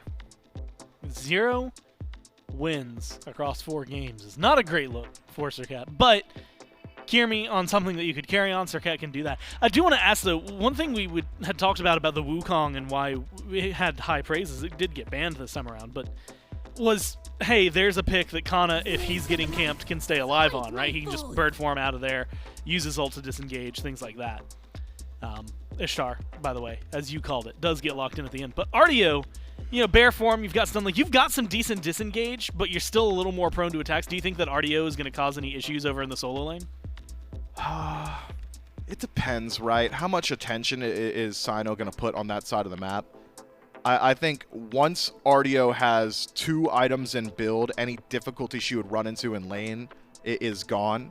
It's just before that point where she could fall down to a bit of pressure. I'm not overly concerned, though, with that Artio. And even looking at where the damage comes from and how the damage plays in the Styx Ferrymen team fight, the issue that Artio used to run into when she was played more consistently was in poke metas, in metas with gods like Raijin or hunters going for the full yellow numbers build with Odysseus bow. Artio would take too much damage before she can get involved because of all of her abilities essentially being barrel stuff abilities. Yeah. I don't really see that being an issue here for the Ferrymen, or for the Gladiators, I should say. I think the only issue that Artio might run into is that there are so many ways for the Styx Ferrymen to force you to commit to the fight that Artio will essentially go in and will not have an opportunity to leave until the enemy team is dead. You're going to have water walls spawned around you. You're going to have Thor walls spawned around you, and she really doesn't have great ways to interact with that. It feels like to me the Gilded Gladiators with this draft and the front line that they have, with a lead, things get real easy, real simple. From behind, things get a little bit dicey. Now, I guess there's the question for you, which is the last 2 games, early hasn't been the issue for the Ferrymen. It's been these 26-minute fire giants that have been causing them trouble more than anything when the Gladiators opt in to fight for it. And so knowing, I'm going to say, maybe even assuming that they're going to come in, get an early gold lead, and get an early experience lead, where is it that the Gladiators try to break against that? How do you fight against that with this comp? Oh, man. I think the Gilded Gladiators have really good early game potential. Anytime there is Serqet and Athena together, that's it. I'm going to roll through solo lane, hit my taunt, and Defender of Olympus is going to dunk on you, and if that's not enough, I've got True Damage Ultimate, right? And you're not sustaining anymore. So I think that those two have a lot to do throughout the early. You're not really playing around the Jingwei. You're not really playing around the Baba Yaga until much later into the game. So a lot of the weight, I think, rides on Serqet, Athena, and then maybe you could put Artio in that conversation. I think this is a match where in the early, the Gilded Gladiators are going to be very solo slanted. So, and what I like is the way to beat the Ferrymen potentially getting a lead is just don't let them have the lead. Play your early game, and we've seen the Gladiators have had that. So far this set, it's been missing, and oddly enough, their late game fights have been looking great. The question for them is going to be whether or not they can make it stand. Will they give us a miracle win like Game 1, or will the Ferrymen continue on their streak after winning Game 2? The only way to find out is to jump into Game 3 with the casters. Set point on the line for both of these teams. You've got Frog, you've got Inbound. You still have Doug bringing us through the battleground of the gods. And an interesting composition switch up for the Gladiators. I think I am a fan of a lot of the changes, right? We bring in a lot of new gods here that we have not seen before this set. In fact, entirely new gods on the side of the Gladiators, I believe, that we have not seen before this set. But the composition comes together, and similar to what Myth said on the desk, it is a very, you're fighting, everybody is fighting all at once, and so far that's where they've had the success in the fights, where they can disconnect the enemy team. So I don't like them. I like them a lot leaning into a composition that will help them do that. Yeah, a lot more, split pickup oriented. That's what happens when you have Athena Serqet, as Myth said. Something interesting about the Glads comp, and I think the first time since recipes have been introduced, I think we have one of every recipe. Wow! Solo's got the drumstick. We've got punch in jungle, bow mid. Everyone using their, supposedly correct recipe. I thought that was pretty interesting. But Nice. I do like the Glads comp. I think it's very interesting how they have their comp switched up from that game 1, that game 2. They now have something that's very more reliant on split fights, as you said, less team fight potential. But when you draft the Baba Yaga, you're always going to have a good team fight. Baba's one of the best team fighting mids in the game. Super safe, a lot of damage, very easy to hit abilities. I like the pick. Wow, a lot of damage early on. CycloneSpin taking a little bit of poke, and Snoopy finding the aggression from the Jing Wei pick. I know that we were talking in the break room, trying to see if we were going to see the Cxnnahh, and see if it comes out. But no, it is the Jing Wei. And we may be questioning this third pick of something like the Jing Wei that you don't typically associate with the pressure, but especially after Snoopy was really unable to, at times, play the game in game number 2, couldn't step up as the Freya, giving them a little bit more safety rounds out with what they're looking to do. Taking also a lot less pressure from the enemy duo. Yemoja's not a high-pressure Guardian. She's a lot more team fight reliant, 5v5 reliant, level 5 reliant. Cyno already looking over here, seeing if we can find something. You compare it to like that Sobek, who level 1, level 2, level 3 is just absurdly annoying in that lane and always is going to be providing kill potential if he hits pluck. And Aror hit a whole lot of plucks onto Snoopy. Snoopy, as we said, had no beads for almost that entire first 10 minutes. A lot less pressure in this lane, so Snoopy should be a lot more comfortable. Yeah, and awesome Jake. Going back to this Athena, my eyes are on him to try and make the plays in the early stages of this game. I mean, it was seasons ago at this point that we were singing the praises of him on gods like the Ymir, even like the Tyr at one point, just pressing the W key, getting in there, forcing engagements. And I think with this composition, especially with the global pressure, but even if not the global pressure, he is on a god, dash taunting in there, and able to start the engagements, which is, I think, something sorely needed by the Gilded Gladiators after they've fallen down, several thousand gold in the early game during the last couple of games. And they also have 2 ways to force beads and then also punish them. They have the dash taunt with Athena. They also have Kyrmi's taunt on Serqet. And then once Kyrmi hits 5, if anybody doesn't have beads, almost a guaranteed kill potential or guaranteed kill onto said person who's taunted. Blue buff looking to get invaded by the Glads. Actually stunned up perfectly. I think they actually out-secured that too. A lot of damage onto Baskin too. Baskin poked down low. Blue buff was not out-secured though, it looks like, unless Kyrmi did pick it up. No, it's still there on the map. They took away the blue buff. Wow. And now on the other side, Ferrymen, they're looking to take away the purple buff here. Ishtar helping out with the secure Aror and CycloneSpin. They've got the double stun there from the Yemoja. Beautiful, almost secures a kill there onto Snoopy. So there will be the buff invades and a couple of low players across the map, but I mean, similar in the past games, that's an early indication of where we're going to see this focus. And I really like the focus, especially from Kyrmi, this Guardian versus Assassin matchup over in the solo lane. Making sure Cxnnahh doesn't fall behind early is important. Yeah, especially on a god like Artio. This is not a god you want falling behind. Artio not being maybe a level or at least even, she's going to feel a lot worse in games like that. That's why I like you said, Kyrmi playing to that side of the map. And Serqet, probably the best god in the entire game when it comes to ganking solo lane. True damage, prot shred, a lot of just base damage, and a lot of just CC to then allow your ally solo laner to get a lot of damage out too. So I would not be too surprised if Kyrmi's going to spend a lot of time over in solo lane. I also think Cxnnah's played, I don't want to say Cxnnah's played poor this set, but he fell behind very hard game 1. Game 2, he got a little bit more help.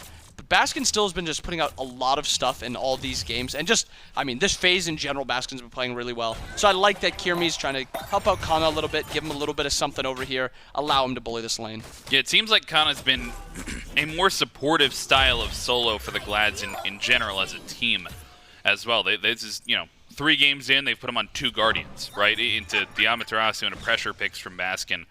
This answer, though, from Cyno, make sure to come over just before this blue buff spawns so that he can be in the vicinity if there is a fight that breaks out. But just a couple of seconds, and Cyno actually finds the blink. The Athena ultimate coming through. This is pressure 1 for the Gladiators. They've got the damage onto Baskin as well. The ultimate fires away. The taunt is there, though, and Baskin falls for first blood. And Gladiators putting a lot of stuff over in the solo lane, but they are getting value from it. First blood onto Kyrmi, a lot of pressure onto Cyno and Baskin. Cyno doesn't go down, but if that's even a third of a second faster the Athena lands, that ult is landing, Cyno's dying, and we're talking about a 2 for 0. So unfortunately for the Glads, they only get the 1, but still overall really good early portion, early solo pressure by the Gladiators. Something that we haven't seen too well by them yet, and Snoopy under the tower. Cyclone plays that so well, bullies him out, and then also just has the damage along with Aror to take him down. Yeah, well played there. It's kind of coming at it from both ends. CycloneSpin and Aror, they do take down Snoopy. I mentioned the additional safety coming from that Jingwei pick. The ultimate was already down a little bit.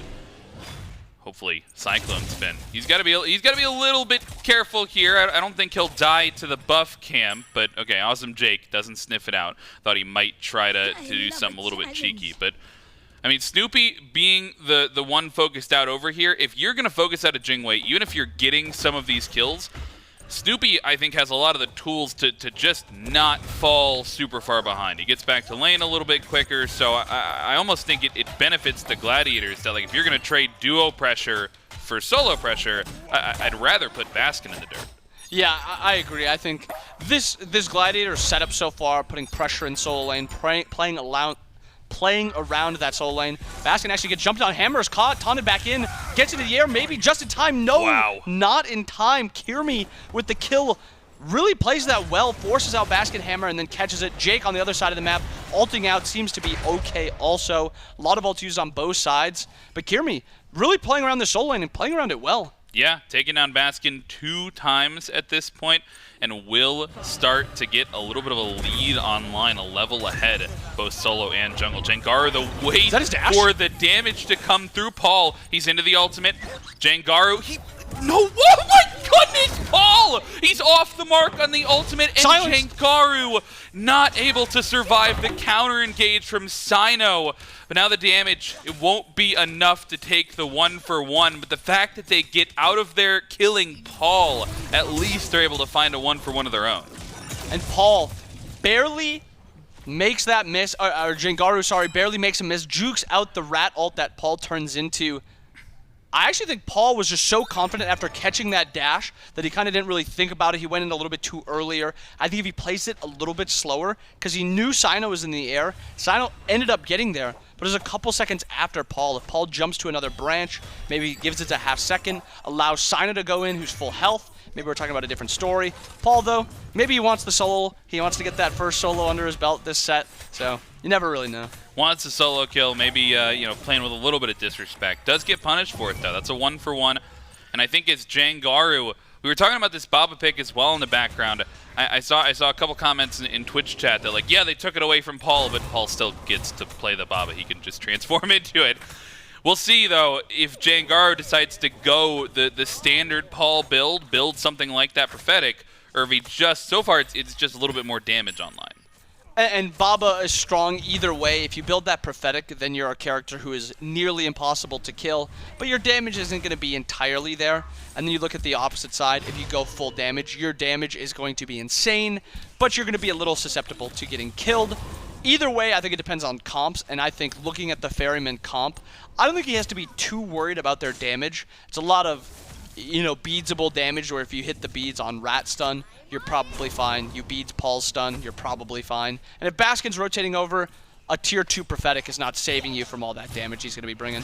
Yeah, I mean, if they decide to focus the Bob at the end of the day, it is a mid laner. It's a mid lane mage, so they will likely take that out in a team fight. Dash in here from Jake and a double ultimate from CycloneSpin. That's a lot of damage. A lot of damage is right onto Jake. They will force them under the tier 1 tower and look where Cyno is on the map. could make the rotation if he wanted to try and stretch that global pressure, but it'll instead be the backs from the Gilded Gladiators. And Kyrmi just continues to force the issue. He was here for a lot of the blue invades. You just saw him actually defend that purple buff invade on the left-hand side. It feels like he is exactly where he needs to be, and he's trying to be a facilitator for his squad. And I was going to point to the build. Look at this rune-forged hammer, just like Cyno went last game, just focused on being a facilitator. Yeah, it's definitely helping his facilitation. It also helps out Serqet's damage. Same with the Awilix damages a little bit more.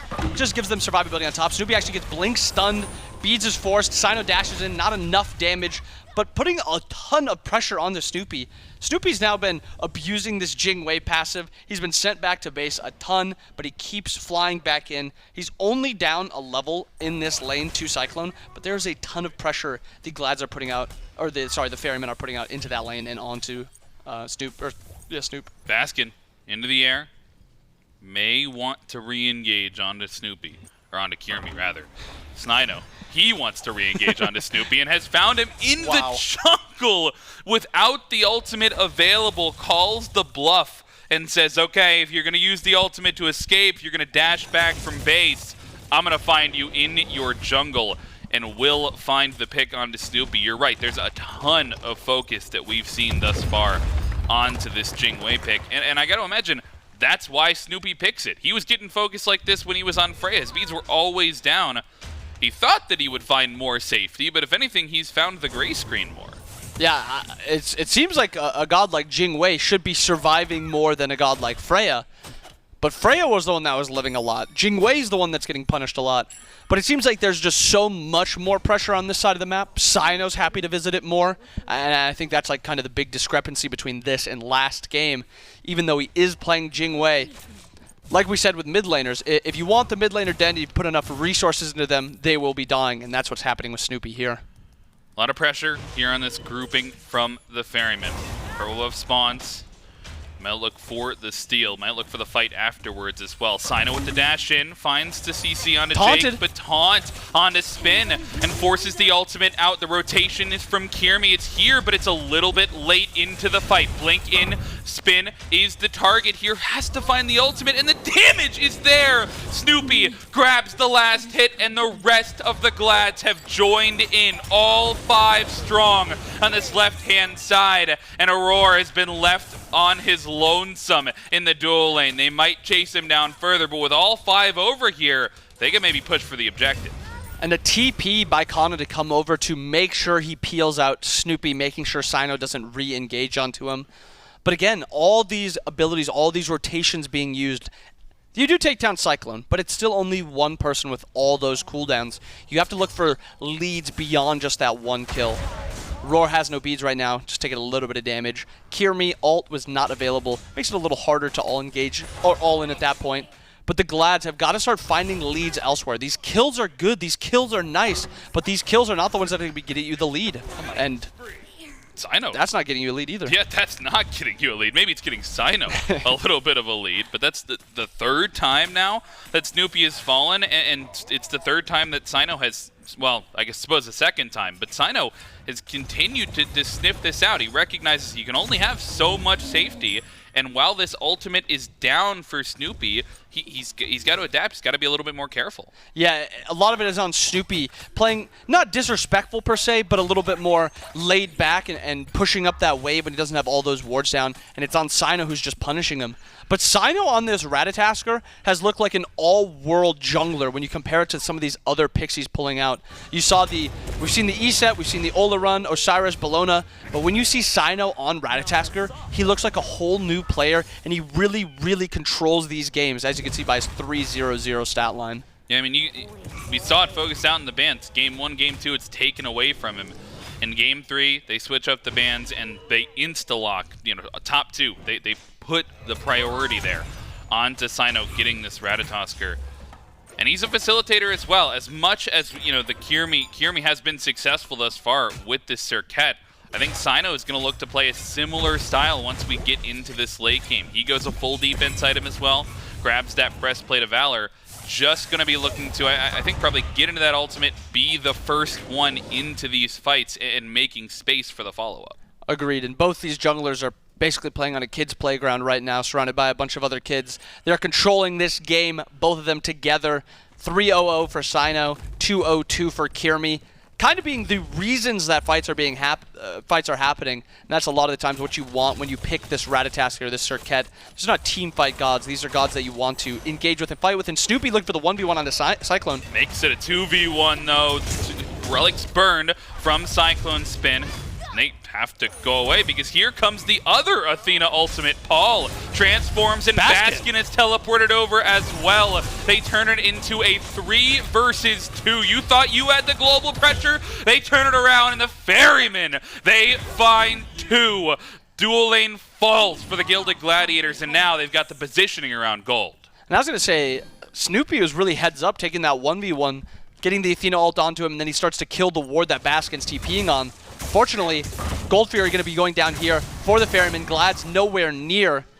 But because of that fight and how the Ferryman played it, those globals they are abusing. And Paul on this Morrigan always turning into the correct character at the correct time, pushing out a lot of pressure onto the Gilded Gladiators. Jangaru. And a lot of pressure onto Jangaru. Yeah, that's a ton of poke. You can see the amount of damage that can come through just from this Ferryman composition.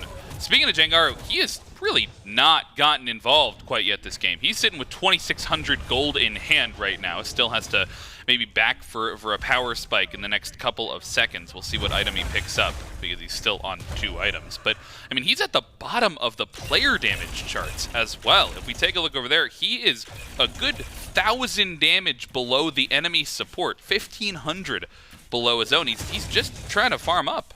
And he finishes that prophetic too, so he is playing for that level 20. He wants to get all 6 items before truly taking fights. And who better to have around you than an Artio, a Serqet, and Athena when you're playing for that late game. When we get to this late game, this Glad's comp is super obvious with what they want to do. They have 3 facilitators and 2 damage dealers, and Cyno is facilitating this left side. Not enough damage, but it seems like he's going to clean him up. Yeah, does have the ultimate. Snoopy not able to dodge him out this time around. Cyno, he is on a rampage, 5-0, and I believe 4 of those kills have been onto Cyno, or have been onto Snoopy rather, which is just an incredible amount of focus. But also, I mean, Snoopy's got to figure something out, man. You got to. I don't know. It's not even like he's ganking while they're 1v1ing. It's just Cyno finding him in the jungle or finding him up lane and then just killing him. The rat damage is plenty. It's not even like Snoopy can win that 1v1. It's something that Snoopy has to be wary of to avoid it at all costs, but it doesn't seem to be something crossing his mind as much as it should. So as you said, 4 kills for Cyno onto Snoopy. Snoopy with a 1-5 stat line. Not as good as he played in Game 1 and even in Game 2. Jangaru, the poke comes through into the ultimate though. I'm not sure it's enough to keep him alive, and it will not be. Awesome Jake, up downs in the middle lane, but Styx Ferrymen, they've got the rotation over and the man advantage here if they want to continue on the front foot. CycloneSpin and Aror. Trap Kana that dash in the wall. There are like 3 walls around and he cannot dash away. The 3-man taunt slows things down for a little bit, but into the air and dropped down. CycloneSpin grabs Kana. They grab the tier 1 tower and the beacon. Sure to fall next. Pyromancer on the menu. Styx Ferrymen have everything available to them.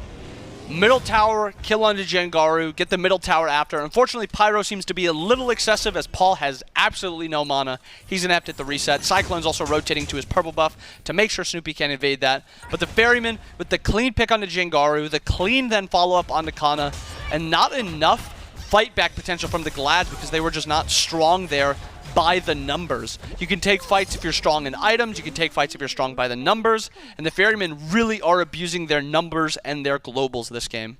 And actually, they don't even have the global, they just use the Morrigan to use the global. Yeah, I mean, I'm looking at the Gladiators, and it feels like a very similar spot to game number 1 and to game number 2, right? They're down about 4,000 gold. We're about at that 20-minute mark where we can start seeing these fire giants be asked about, see these Gold Fury fights start to escalate potentially. And for maybe of all 3 games thus far, the scaling might be the best on this composition for the Gladiators, right? Like if we're just waiting, if that's their play is to just wait until they find the right fight, I might be the happiest having this Baba Yaga on my team. 100%. You think of Baba, you think of Jing Wei, characters that put out an insane amount of damage while also being incredibly safe. And then they also have a really good setup around those late game characters. A lot of times characters scale to the late game no matter what, but these scale exceptionally well because they have the CC and the engage around them to help facilitate their damage. Pyromancer picked up by the Ferryman, down here to half HP, the stun in. Onto Awesome Jake, though, and the focus goes away from the objective. He's trapped behind a wall as well, and Paul, he is there on the follow-up. It's too much damage to live through. And Awesome Jake 408 falls one more time. Jangaru, with a well-timed dash, he will not be the next one to fall in this team fight. It'll just be the pick. They grab the Pyromancer as well. And the Ferrymen, they're continuing to build this lead. And they're walking over to gold lead now. 5,000 gold lead. Gold Fury is available for them, but 4 on the middle and right side of the map. Maybe they're going to be looking at Aror here. Aror is just alone. He doesn't have any Omi left as well, but a little bit unwilling to chase that down as Paul was on his way over to help the support there.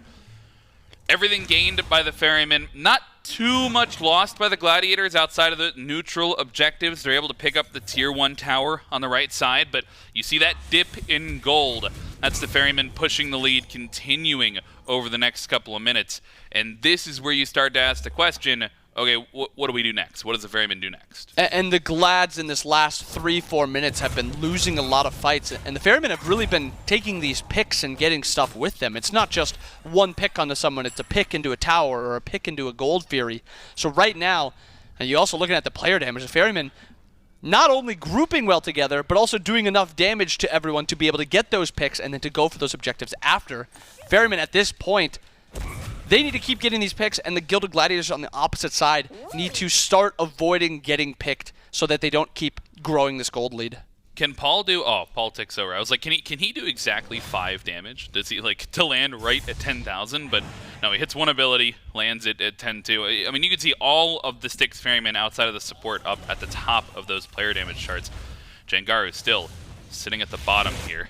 None of that matters if you can win a fight, though. That's going to be the question asked here around the Fire Giant, down to half HP for the Ferryman. Paul is invisible. Kyrmi has no idea, and he's knocked down to half Baskin HP before he can even find the engage. Baskin up, Baskin down onto Kyrmi, and the focus now goes on to the mid laner. Jangaru gets the help from the support, but the W key is firmly in the ground for the Styx Ferrymen. They force everybody back towards the mid lane and back onto the Fire Giant themselves. And when the Ferrymen get this lead with Paul on Morrigan, 90% of the time, they're not actually committing to the Fire Giant. They're trying to get it low to scare you. Right now, they're getting it low. Paul playing up, gets the beads, the stun onto Cxnnahh.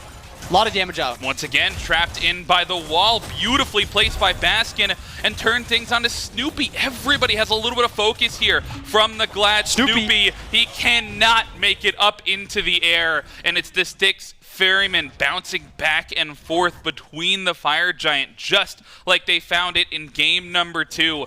The Gilded Gladiators, this would be a third time. I don't know if they can step up a third time. Jangaru, no ult, no dash, or no beads, dash available, and then if that gets caught, he's dead. This would have to be a perfect steal, and Awesome Jake doesn't even get the chance. Baskin up for the second time in this engagement, and he makes Kyrmi, the no space. beads. Fire Giant taken down by the Ferryman, and Kyrmi, he's at single-digit HP. The chase down from Paul looks to be there. Cyno, unstoppable. Cyclone finds the next kill, and the Styx Ferrymen just force the Gladiators to conveyor belt into them. Cxnnahh next on the chopping block, a double kill Snoopy. for the ADC. They're just running it down. Oh my gosh! What in the world? It's still 30 seconds before the next member on the Gladiators will spawn. That might just be at 23 minutes in. Awesome Jake, No. The focus is there, and with 20 seconds on the closest member from the Gladiators, they've got a wave, and they've got the damage. The Styx Ferrymen go up 2-1. And they're not even trying to actually kill the Fire Giant. They want you to keep conveyor belting, like you said, conveyor belting in, killing you as you walk up with Paul, and that's what kept happening. Slowly but surely, everybody else is dying. One by one, the Glads walk in. One by one, they are dying. The Ferrymen chase them down, kill them all. And I think to highlight it, the Cyno Rat, we talked about it during the game. Cyno on Rat is a different beast. Change up your P's and B's however you need to. Get Cyno off this Rat. I think you need to get Paul off the Morrigan as well, because that not only is the invis making a lot of space, but also, I mean, the transformation, it is very difficult to get a composition right now where neither team has a global. And if you have a global on either side, if you have like a playmaking god on either side, Paul's going to find it, he's going to transform into right. It's just this mid-jungle combo from them, and Aror making the space. I mean, they are firing on all cylinders. We got to see if the Gilded Gladiators can bounce back in game number 4 and push us to a game number 5. We'll see after the break. You can never sleep in traffic. There's living steady panic. I know 'cause I try acid. Now I see through your habits, just like gadgets. You tell me with the 2 hands, I'm too bad. Wonder what your things are like. Need me to get your bills paid. That's what you said. Well, guess I'm just too fake for that.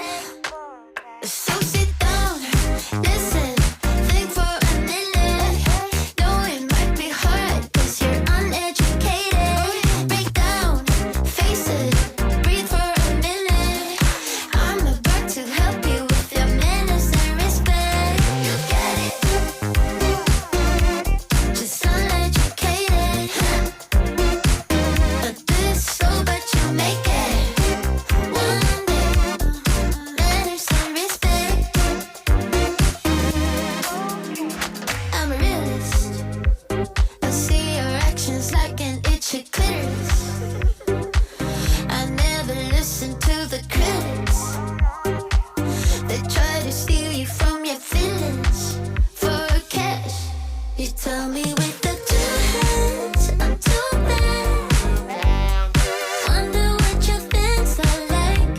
Need me to get your bills paid. That's what you said. Well, guess I'm just too fake for that.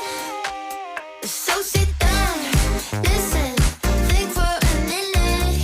Know it might be hard 'cause you're uneducated. Break down, face it, breathe for a minute. I'm about to help you with your manners and respect. Second chance, so take it till we feel the man. You never listen, think too fast. But one day you'll understand. So sit down, listen, think for a minute. Know it might be hard 'cause you're uneducated. Break down, face it, breathe for a minute. I'm about to help you with your manners and respect. You get it, just uneducated. Just a little bit. But this so but you make it. One day, manners and respect. Respect. Love's for beginners, ain't no winners. It slips through your fingers. I ain't telling no lies. So F all the drama, F the karma. Just do what you wanna. Promise you got time. Be you and keep looking forward. Don't you look backwards and you'll be fine. Come through and say what you need to. Don't let them put you down. Baby, let me tell you what it feels like. Being independent, no trouble inside. It's like magic, living like a bad. 'Cause baby, you deserve the best in life. Let me tell you what it feels like. Being those mama, yeah, treat yourself right. It's like magic, living like a bad.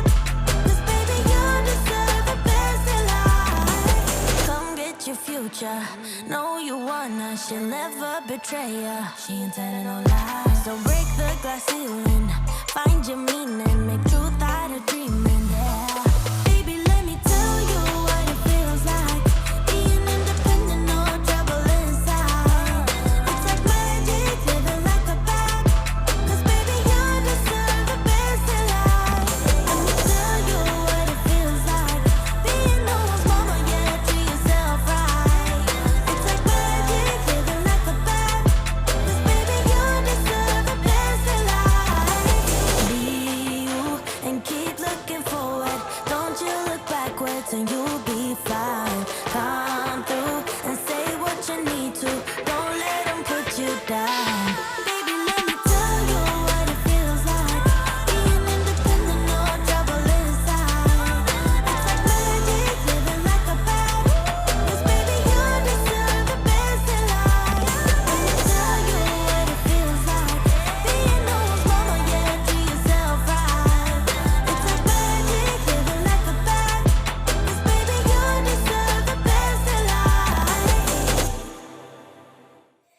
There's nothing in this world more primal than my love for you. If you meet somebody else that's a rival, that much is true. Yeah, I know you said, baby, this is final, and I blame myself. All that's left of me now is an animal, and I cry for help. I wish my call's gonna reach you. Give it my all, 'cause I need you. Oh, let it go, let it go, let it go, till I get you alone. I can't help but howl like a wolf, howl like a wolf. I wish my call's gonna reach you. Give it my all, 'cause I need you. I will howl like a wolf, baby, I will howl like a wolf. When the sun fades, when the night awaits, I'll be howling and howling and howling for you, babe.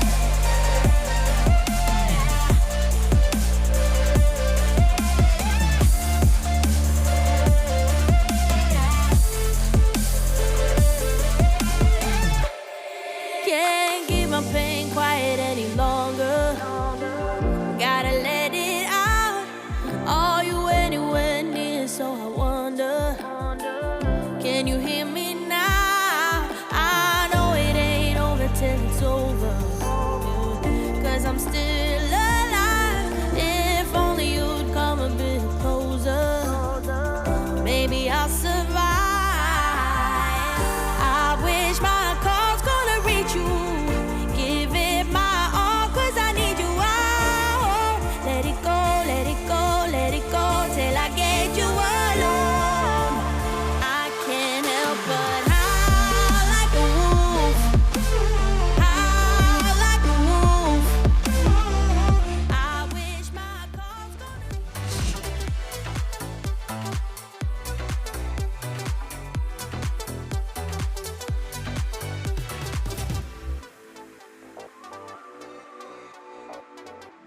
Well, the Ferrymen take the lead. There's a lot of scrapping in this game, Mifflin. It's 2-1 for the Ferrymen. And, of course, if you maybe want to look as good as the Ferrymen did in that game, again, I'm not entirely sure if there's a 1-to-1 correlation to gameplay, but I know there is a 1-to-1 correlation to just how, like, physically good you would look, and that's to put on some Skulls merchandise you can get over from our friends at Skulls by going to shop.highrostudios.com/SBO. You can go to shop.highrostudios.com just in general to see some of the other merch that's there, but you can also just go to shop.smiteproleague.com to be able to find it. Fantastic new shirts as well with some of the circle logos that the teams have. I'm a big fan, first off, of every single one of those logos. I think they look good on a shirt. Of course, you can pick up the jerseys, the hoodies, etc., but these shirts, Mifflin, these won me over really quickly. I mean, I'll keep it a buck, Gore. I see you wearing these shirts more than maybe any other shirt, and even when I can't see the shirt, I know you're wearing it under your shirt, Yeah. right? You were always talking about how comfortable it is, and I love agree. my Skulls shirts, dude. I agree. They make good stuff. And you know, if I was like really good at my job, I'd probably know like what the blend of the shirt is, because like I talk about how comfy it is. Polyurethane blend, of course. But it's cotton, like maybe. I don't. Really comfy. I made that up. Please that's what don't it is. listen to me. And that's really what matters, right? Is that it's really cozy to wear. To the point where there will be Thursdays we'll do like content days, and I'll wear like my season 10 shirt, and then I'll be upset because I want to wear it again sometime in the next few days, but like that's gross and dirty, so I have to wash it, and so I have to wait another week before I can do that, or I have to do laundry for just one shirt, and that's a little excessive, just a teensy bit. But it is that fantastic, so you should go pick up your shirts, rep your favorite teams, and of course keep watching the SBL, where right now the Ferrymen have the 2-1 lead. And Mifflin, I think there's two questions on everyone's mind. One is, can we go to Game 5? Will we go to Game 5? And the other is, what went wrong there? And there was a lot of scrapping early on, but it feels like the Ferrymen, fight-wise, just seemed a little more cohesive. Yeah, this one I think probably a bit of ADC diff. If I had to look at one place in particular, felt like Snoopy was really struggling to hang in there. CycloneSpin essentially bullies him out for the entirety of the early game, knocks down that tower early on too, and then Cyno rolled through, I believe, maybe like 6, 7, or 8 times, and that just made it miserable to exist as Jing Wei. What goes well for the Gilded Gladiators is Kyrmi has a good performance on the Serqet. Jangaru has been very impressive. Again, SPL debut, by the way. Yeah. And has been fitting in very well in these lobbies. Styx Ferrymen, though, once teamfight phase did roll around, it was that double global presence between Cyno and Baskin. Go triple a few of those times, depending on what Paul decides to turn into with the Changeling. And then Snoopy gets caught in the back line, or Jangaru is forced to retreat, and he's caught out by maybe the third dunk of the team fight. Pretty difficult to deal with all that dive potential from the Styx Ferrymen. I really do think, and we talked about this on the initial death segment, the Gilded Gladiators needed the early game to go very well there.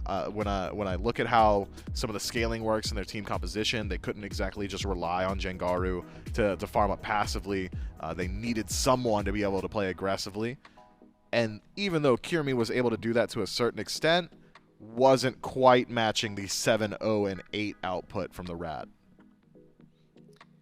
It's kind of hard to match a 7-0 and 8 output on anything, but when Ratatoskr is being run the way that Cyno ran it, you're going to struggle to match that output no matter what. And unfortunately, like you said, Snoopy is kind of the lightning rod in this instance. 1-7 with 0 assists, unable to really get anything on the board. Only 7,500 damage as well, which was more than his support, more than Aror as well, but only by a couple thousand. Nowhere near what you would want from your carry overall. Same, and you had mentioned Jangaru, I think looks really good. Still only able to put up about half the damage that Paul does, but I think that's more Paul and Cyno doing what they were doing versus what the Gladiators were doing. Didn't have a lot of opportunities for the fights. Still left us questioning a little bit going into those Fire Giants, like what are they going to give us? What are they going to bring us?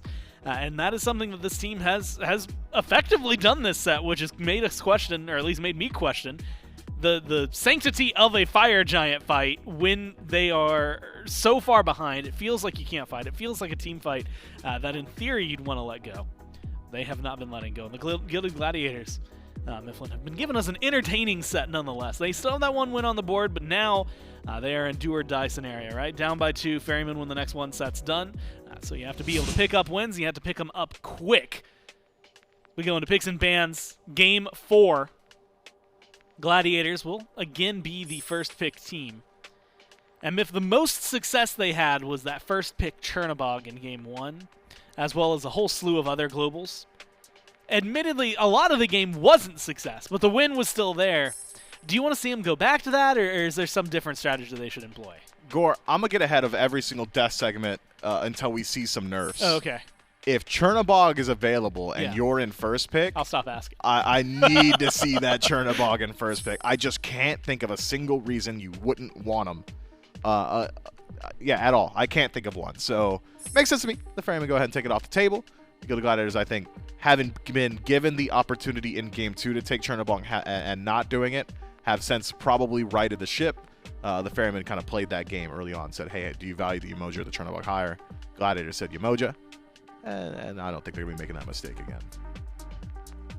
And Baba Yaga, Hades, the Morrigan. And so some of those we've seen Paul play today, some we've seen just over the last few weeks need to be banned away. And then, Hades, who's just been very dominant. But you got rid of Sol, you got rid of Chernobog, you got rid of Olerun. The Gladiators seem to think Amaterasu, who was up there, when Chernobog, considering how much he was banned, was up there as one of the most first-picked gods, but also Mifflin, and this probably tracks, but Amaterasu, the most picked god in the league so far this phase. And what was interesting is, maybe it's changed with a couple of these games over the yesterday's sets, today's sets, but no team had her as their individual most picked god. The Dragons were the closest because she was tied for first, but nobody had really been solely the Ama team. It was just kind of spread across everybody. Unfortunately, they get the Ama and then trade it for Yemoja, and once again that Ratatoskr. Now Rat's been looking real good for the Ferrymen. Yemoja, of course, one of Auror's specials. Surprised to see that from the Gladiators, that Ama in first slot. I mean, you do restrict Baskin a fair bit. That is his bread and butter. 2 picks taken off the table, Hades and Ama. So have to go a little bit further down in the god pool. Athena in trade plus Raijin. Starting to get a bit of the vibe the Gilded Gladiators had in game 1. Very similar composition already starting to line up, I think. Good pressure output, simplified engagements. Anytime you have new members on a team, I think having the easiest win condition in team fight is so valuable. Confound into Raiju, into Taiko Drum, and that's it. That's all she wrote. That's all you really need to have. So everything else around it, creating the space, like Amaterasu having the initiation or a little bit more damage from your Hunter. It's going to be a pretty standard composition here from the Gilded Gladiators. Erlong Shen for Styx Ferrymen in top 3. I'm not a big Erlong fan. I'm not a big WM1 jungler fan in general, but I don't think we're really looking at the jungle pick right now. More likely the solo laner. I mean, could potentially... No, I think it would be Rat solo, wouldn't it? With Erlong jungle, knowing the Ferryman. It's Feast or Famine, and it is more often Famine. Still has the potential to be a primary initiator for your team. Blink into taunt is always going to be incredibly good. High survivability. If you establish a lead, you hold the lead. It seems like recently, just even landing auto attacks at the SPL level is difficult for Erlong Shen. Yeah, as the taunt, the setup could be good, but like you said, definitely an interesting dynamic with the Rat alongside him. We'll have to see what the Ferrymen end up going for. Bans, Ferrymen get rid of the Serqet and the Mercury in their bottom 2. Trying to control the Gladiators' jungle a little bit more, and honestly, from what we've seen out of Kyrmi, that's always a good idea. Just limit him as much as you can. We'll see where they end up going on the side of the Gladiators. Right now, bans for the Gladiators, Hera and Morgan Le Fay.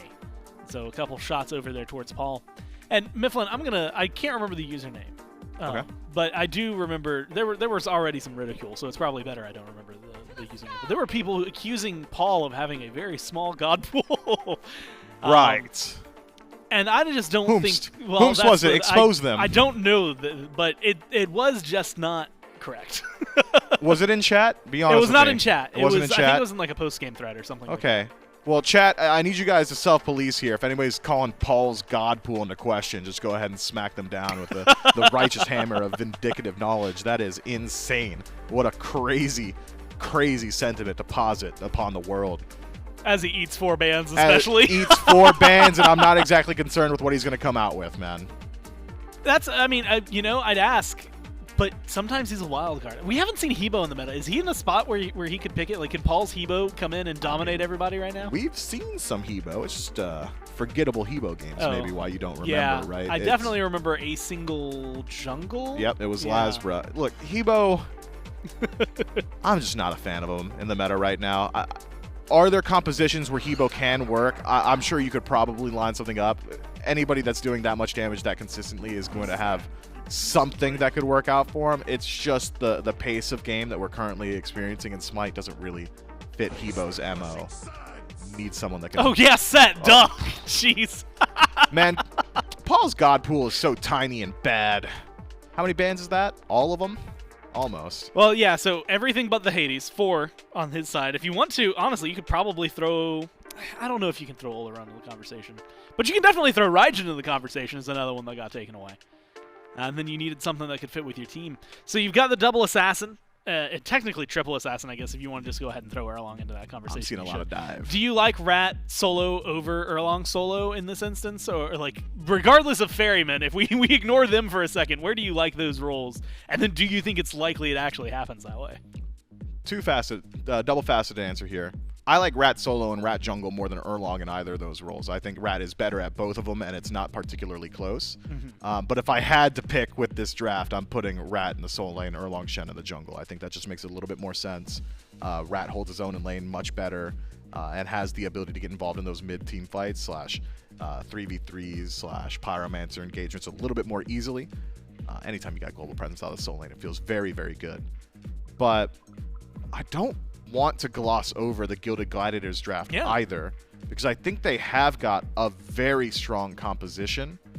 The only thing that is maybe detracting my confidence in the Gilded Gladiators is the on her pick, especially into the just insane amount of dive the Styx Ferrymen have got here. Feels like on her is going to use Disperse maybe over a wall, and he's going to have a Rat Dunk or an Erlong Shen Ferret, or he's landing into 6 soldiers that set up 20 seconds ago, right? There is a lot of very fast damage in the dive from the Styx Ferrymen, so I think that is going to be a contention point for the Gilded Gladiators, just as it was in the previous game. but last time around he was on Jingwei. Yeah. And Jingwei's way safer, and I think it still was 7, maybe 8 deaths. Yep. So on her, I think, certainly on the chopping block. So, and that's actually what I was going to ask, which was, if you're looking at a guy who, couple games ago, got soloed, I believe, by Cyclone twice, and then last game, you've got Cyclone bullying you in lane, and then Cyno kept showing up and ruining your time as well. The On-Her has always felt like he's the guy who wants to fight. He wants to be able to stand his own ground. You're going up against a Freya. If you're dual lane, you've got an Athena next to you, next to Yemoja on the other side. Does he have the potential to maybe get that lead going for himself in that lane? On Her is one of the best hunters at finding those solo kills, I think. If you land a pillar stun, I don't care who you are. Desert Fury is just going to do a whole lot of damage. So I think certainly has the ability to fight in, but 3-ring Freya, and that ability goes away. Well, we've got eyes on the duo lane. We'll see, can Snoopy get things rolling for him, and can the Gladiators push us to Game 5? We'll find out with the casters. Thank you so much, Goremizer and Mifflin. And before we do anything else, I have to call out Mifflin. Before we do anything else, Mifflin just called, he said the Erlong Shen ferret. And that is a mink inbound. It is a mink, and I think that needs to be addressed. Thank you very much. I just think it needs to be a mink or a turtle. I just thought that needed to be addressed before we got into the compositions. You've got Frog, you've got Inbound, you've got Doug looking over to the battleground of the gods. I'm interested to see the poll. Still, the Styx Ferrymen leading, as expected, but the Gladiators they hold on to a little bit of the favor from the chat. And you heard Mifflin on the desk. He is a fan of how this composition comes together. Yeah, I think both comps are pretty exceptional. I think you have to look at the players that are playing the gods, and I think that leads me to say that this Ferryman comp is a lot better. I think most other teams would not pull out a comp like this and play it nearly as well as the Ferryman. But Cyno on Erlang is probably one of the few Erlangs in the entire league that I'm still fine with getting picked. But the Gladiators have a very, very strong comp that it excels at all points. Very good early game, a lot of pressure in every lane, scales into the mid and late game exceptionally well, can split the map. And the biggest upside, they have that global, and there's no global on the Ferryman side like the Athena that Paul could turn into. It's the half global that Baskin has, which not nearly as bad as the full Athena global. And not something that they can turn into either. The Morrigan was banned away. Paul caught 4 bans. Maybe 5 if you include this Raijin pick from Jangaru. This was a guy that he looked pretty solid on in game number 1. You really saw his damage output skyrocket. I think when you're able to have those Tycoon drums rip through the team fight. And I think that's saying a lot to go back to maybe what is a comfort pick for Jangaru. This is obviously, we haven't talked about him a ton.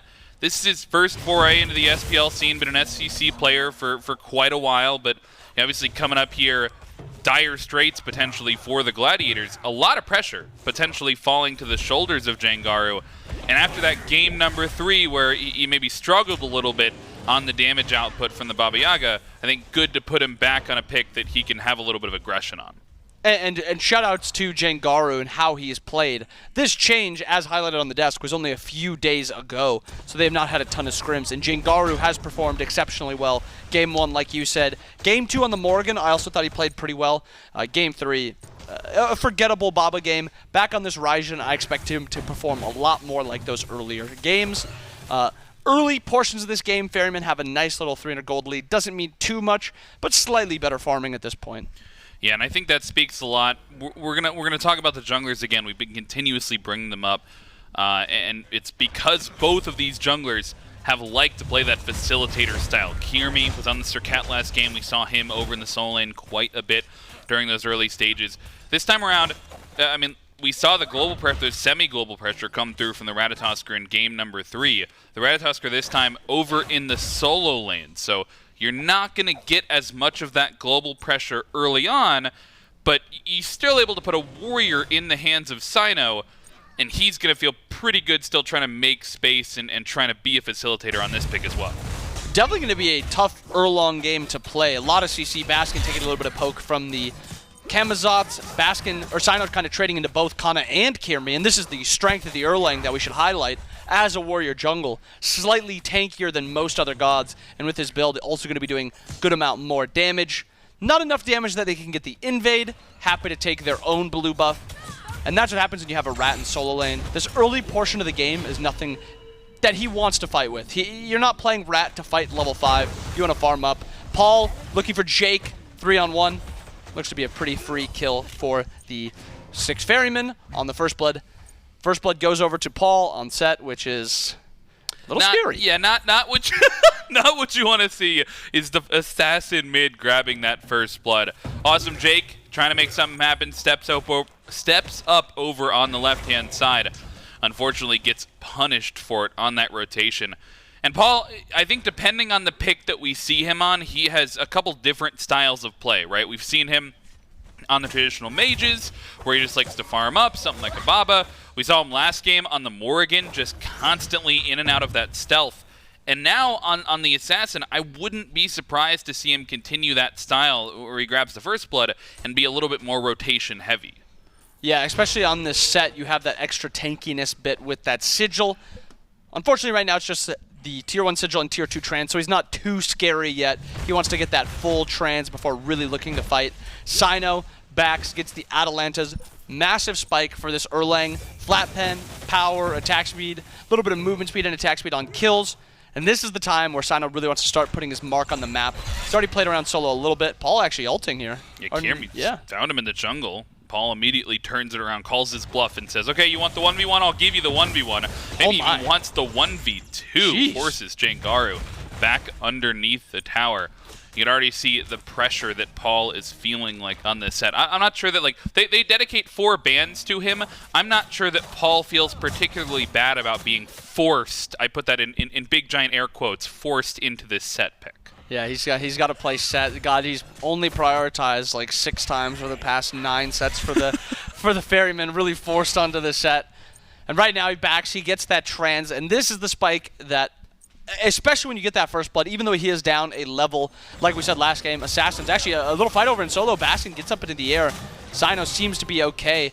Baskin, a little bit of damage, not too scary. He still has the TP, a little bit of bullying happening over here. But like we talked about, Rat's not playing for this early portion. He wants to farm, rotate, and then fight. Well, to teleport back in, they might at least look for the counter-engage. Kyrmi asking a question on that enemy blue buff. Kana not on the same page. The ultimate comes through in the rotation from Paul. Is there. Baskin finds the trade. Kyrmi, though, with a double kill onto the Kamizots, takes down the solo jungle combo. The mid lane rotations come through and the Glads answer back. And Kyrmi gets into the air with perfect time, baits in the Ferrymen. Ferrymen thought this was going to be them taking the fight that it was really good for. But 4 Gladiator players there, only 3 for the Ferrymen. And that's the strength of Athena. That 3v3, 2v2 that you think is advantageous for yourself instantly turns into an advantageous fight for the enemy team, and you bait yourself into that fight. Bait indeed.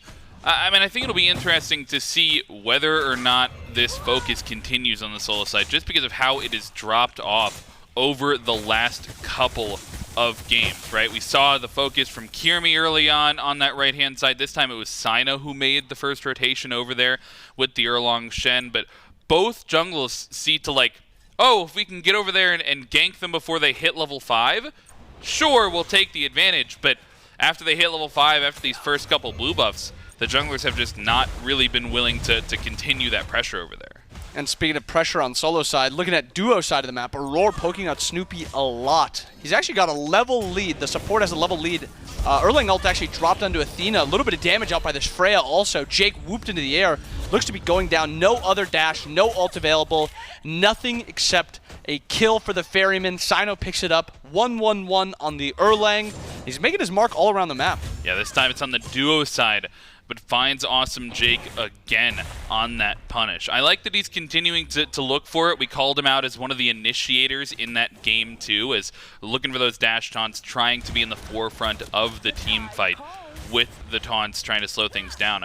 And I think to an extent he was able to do that, but now maybe provided a little bit more pressure opportunity by being paired with this on her. I mean, the desk criticized it a little bit, surely might not stand up into the dive, but this on her Freya dual lane matchup is not one that we've seen in a while. Both of these gods kind of like to, oh my goodness, that was so much damage onto Kyrmi. He's holding on to the ultimate. The trigger discipline there is crazy from Kyrmi. It almost looked like there was multiple different skewers that came through, because there's that big burst at the beginning, and then there was another one, and I think it was just Cyno's dash. That was a surprising amount of damage with that, I was going to say ferret, but with that mink form dash that he used. Absolutely, indeed a mink form.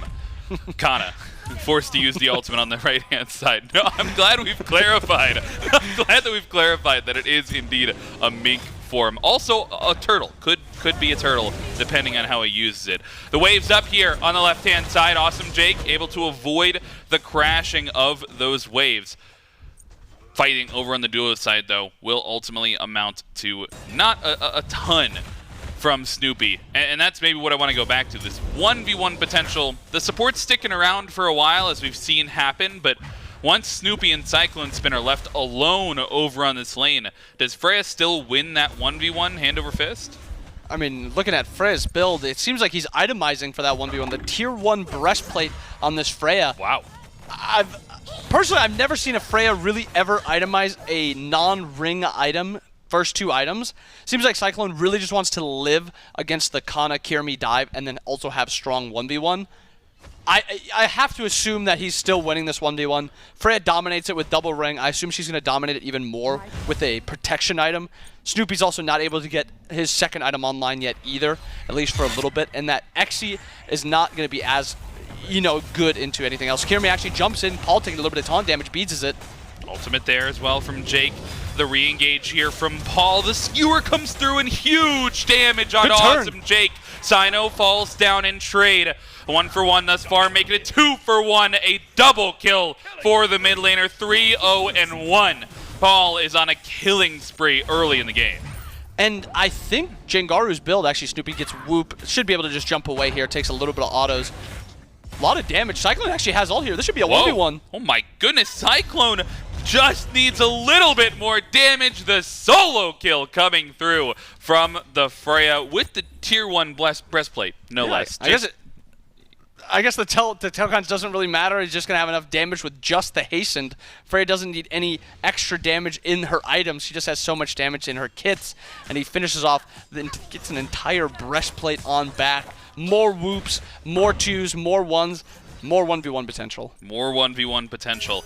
Kana, he's under some pressure on this right-hand side. The action just does not stop in this game number 4. There's constant pressure, it feels like. Everywhere ultimates are getting forced out. We've got more kills, 9 kills in 10 minutes at this point in the game. But the Styx Ferrymen, despite all that, only have amassed about a 3,000 gold lead. Certainly feeling the benefits of that pressure, but I'm not even sure it's the gold lead that's giving it to them. It's just Cyno and Paul especially feeling more comfortable to step up on map. And even with Paul being 3-0-1, Jangaru with that 1-0-2 stat line has the level lead. I think a lot of it comes down to he is solo farming a lot in mid. Jake has been sitting a lot of time over in duo lane. Same with Aror. I guess you just got a pretty free lead from Paul rotating a little bit to try to get those kills. And also Jangaru opting for that breastplate. Maybe that fight in mid goes a little bit differently if he has more power in his build, itemizing for that late game a little bit more. Snoopy taking a little bit of damage here. Gets the whoop off, and this is looking bad for them. Yeah, they're trapped in the waves. Beads already forced from Snoopy, and that means the stun is good. But a great Defender of Olympus channeled there. Keeps Snoopy alive, prevents some of that damage from coming out. You saw Jangaru also rotating over in case that fight went on a little bit longer.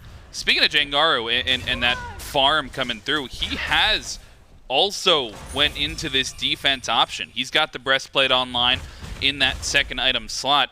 There's just so much in Prophetic Cloak as well being built for both of the supports, and Thebes coming on. There's like everybody's stacking, everybody's playing to build defense, be a little bit tankier, and playing for every single game thus far has gone decently long. Kyrmi, he's under some pressure here as well. Cyno forced into the ultimate. A 4-man grouping, a 3-man stun from Kana there on the rotation, but despite more action still, nobody falls. And both of those ultimates used by the Gladiators, Kyrmi, Kana, both using ults there, leads to a free beacon for the Ferrymen. And like you said, a lot of defense items coming out. You have the Sigil on Set, which is pretty normal for Set, but still a defense item that's going to be happen. Breastplate on the Freya. You've got a breastplate in mid lane. Only 2 characters in this entire game are going to be building mostly full damage. It's going to be the on her on Snoopy, Kyrmi with the Kama. But I mean, I guess he's going to be building into Protector, which is kind of a defense item also. So maybe only 1 true full damage character in this game. Yeah, and that's still to be seen, right? I mean, he builds breastplate. He could still build a defense item going later on into the game. So we'll have to see, depending on how these builds round out. Kyrmi, though, he has to see if he can survive. No ultimate available, and Paul will find his 4th. The jungler for the Glads falling yet again. 2-2, got some of those kills online. On the other side, though, Cyclone, he's looking for another solo kill. Snoopy's trying to prevent it if he can. I don't know if he can, though. Support comes in to help out, but the waves, they'll trap in Snoopy, and good body blocks just lead him to Cyno on the other side. And despite the peel being so good, it's just not enough to keep Snoopy alive. And Jangaru, he's under pressure now as well. Baskin over here on the left side of the map. The fight just... Styx Ferrymen are grouped up as 5 this early in the game on the left-hand side. They take down 1. They've got all the pressure in the world. It just feels like they own the map at this point. Own the map indeed. They're making plays all over. Paul level 15, 401. Kyrmi also getting bullied out again. Another kill for Paul. 5 kills at 14 minutes. Level 15. And looking at it from the Gladiator side of things, a lot of this is really just down to Jangaru. He's the only one that's really able to upkeep in levels. And I guess Cxnnahh also same level. But ADC, very far behind. Jungle, somewhat far behind. Support, somewhat far behind. And then you've got a 4,000 gold lead for the Ferrymen. Unfortunately for the Glads, fortunately for the Ferrymen, this is 4K gold with both Gold Fury and Pyro up, which is more farm they're going to be able to get. Yeah, more farm opportunities for them to force a fight in the near future, which is around this time that they've been forcing it over the last couple of games. And to me, I got to ask if you agree. This feels like a different 4,000 gold lead almost. Like we've seen them with a 4,000 or 5,000 gold lead the last couple of games. This feels different. This feels more control for the Styx Ferrymen. I say that though, and it's the Gladiators. They're the ones picking up the Pyromancer. They're the ones taking the Pyromancer. They might not be taking the fight afterwards though. They've got to try and find the damage. Finishing kill onto Paul will not be there, and Kyrmi instead has to get out just by the skin of his teeth. Cyno, a little bit of focus towards the end of that fight. The Glad's able to sneak away one of the objectives and hold back a little bit of that gold. And before I answer your question about the 4K gold lead, Aror not having ult is the big difference there. Kyrmi taking a ton of damage, and he actually gets bursted. Baskin dashes in, confirms the kill. Cxnnahh, Jangaru trading a little bit of damage on him. Baskin does not care. He dashes in, puts out a ton of damage onto Jangaru, but not enough. The Aegis comes through. Baskin a little too deep, but the aggressiveness almost pays off if maybe Jangaru does not have Aegis there. He gets punished for it though, and Snoopy, he's around to see this Gold Fury. He might get punished himself though, just for stepping up. He slows things down to steal, looking for it. The taunt finds it. The Gilded Gladiators, they get both neutral objectives. Confound Awesome Jake finds it. They may even look for more afterwards. Paul has to run away. Cyno is low. And Awesome Jake, he's trying to find the taunt as they continue the chase. But all of a sudden, this game feels even. And you were talking about the 4K gold lead, and I was about to agree with you. I was going to say, this feels like their most controlled 4K gold lead. Jake dash taunts in.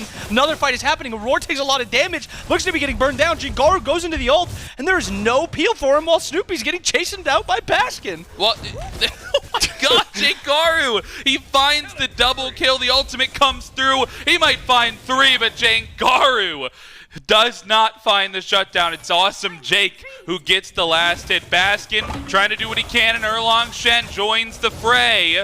Jangaru has to find his way out on this left-hand side. Will not be able to do so. The Styx Ferrymen, they still answer back. I'm having trouble following all the action, man, because the Gilded Gladiators, they just start fighting and they start winning. And it's not even bad plays by the Ferrymen. A lot of these plays, other than Baskin maybe going a little bit too deep under mid, these are controlled fights, fights around objectives. They're not over-fighting for some reason. but the Gladiators, their fights are precise. They know who they're going on. The focus is good, and they're trading aggro in these fights on these dives exceptionally well. And the biggest outlier to me, I don't know if you see it the same, Jangaru's positioning has been nearly flawless since these fights have started, getting a ton of damage off and not getting punished for where he is. Awesome, Jake. Trying to provide a little bit of pressure on this beacon, but I don't know that he has it in him to do it himself. And Chaos, sure enough, grab the Stygian beacon. And now my question is, how do they continue? The Gilded Gladiators out of nowhere, even up the 4K gold lead. They grab an objective steal, an objective sneak away on the macro play on the Pyromancer. Everything even now. In fact, 1,000 lead ahead for the Gilded Gladiators. How do they continue to push this forward? They need to continue playing through the Jangaru. Jangaru is the level 18. He's the highest level on the map. And they need to take a little bit of pressure off of Snoopy. Snoopy's still down that one level. He is 0-3-0. A lot of people have been playing around his lane. I like that Jake is coming over here, making sure Snoopy can farm up safe. Jake is also in a really exceptional spot right now, too. Level 15, 3 items deep. He's almost done with the cloak. And that War Banner spike that you get with a build like this provides even more kill potential, more chase down, and something that's maybe not seen as much as the healing you get from this War Banner once it's finished. I really don't want to see him go that Spartan flag again. We've seen it once by Aror, I think it was. Please build that War Banner. Cyno looping around the two members here. Good taunt slows things down. The relics get forced onto Snoopy as well. Kyrmi, all 5 members from the Styx Ferrymen at his back and breathing down his neck. Baskin, though, the impale is beautiful and forces him too deep into the tower. You grab a kill onto Snoopy, and Jangaru macros it out and grabs a tier 1 tower as well. The Gilded Gladiators, they get one, they get a macro play, and now Jangaru's just waiting for his team to come. They're here on the follow-up. And Set does have relics, so he's not too worried. But Jangaru sitting around the corner gets a lot of damage, catches Cyno's dash. Aror playing to get the ult off Cyno, able to escape. Aror taunted out of that ultimate ability, even though it is available, unable to use it. Cyclone returning a little bit of damage. Again, Jangaru looks confident. He is playing up. He is saying, I am level 19. You are not walking into mid through here unless you're taking some poke. And he pokes indeed. Pyro is now the call. They back up. Gold Fury spawning soon. The Gilded Gladiators have came back. 4,000 gold lead from them from that 4K deficit they had merely 10 minutes ago. Yeah, this is an 8,000 gold swing in just about 5 minutes. You can see it there on the charts. I can't remember the last time I've seen a chart be that distinctive in terms of how far the climb continues. It'll at least be able to, I was going to say, be an answer back from the Ferrymen. They'll take the Gold Fury to be sure. But on the other side, the Gilded Gladiators, they're hopping onto the Fire Giant, and Aror steps up, and immediately the focus, look at this, Yemoja doesn't even get to play the game, just barely is able to get out of there, like double-digit HP. But the Gilded Gladiators, you can see the communication, you can see the target focus coming through. And the team play, along with the communication and how they're actually using their comp, it has just improved so much just in these past 2 games. They're on the same page. Clean, concise calls. Jake's also finished that War Banner now. They had an opportunity to commit to that Fire Giant, give it a 50-50. They opt instead to try to kill a Roar, and like you said, double-digit health. Half of another ability hits, half of an auto hits, and the Roar is dead, and we're talking about a different story, or maybe they go to Fire Giant. Again, fortunately, barely not enough damage. A Roar gets out, and now we're sitting at about 2,000 gold lead for the Glads, because they committed a lot to that Fire Giant just to get nothing. But good macro by the Ferrymen to get that 4K gold lead down to about 2K. How do you hit half an auto? I don't. Gooseberries. Oh, okay. Got it.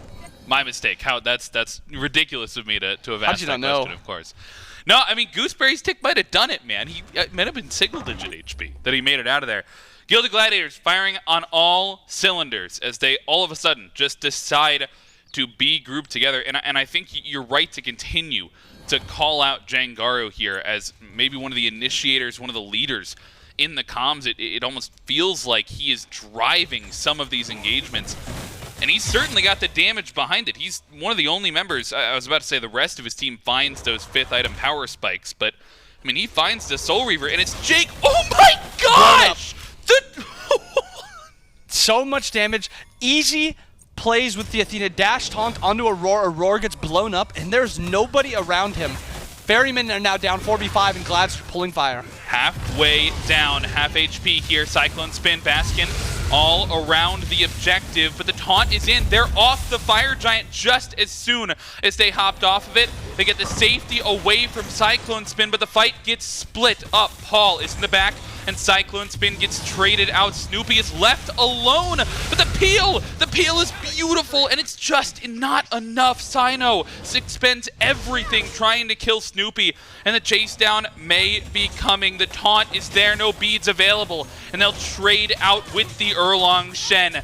Jangaru grabs that one. 4 kills now onto the Raijin, and despite them having to leave Snoopy on an island, they catch 3 across the map.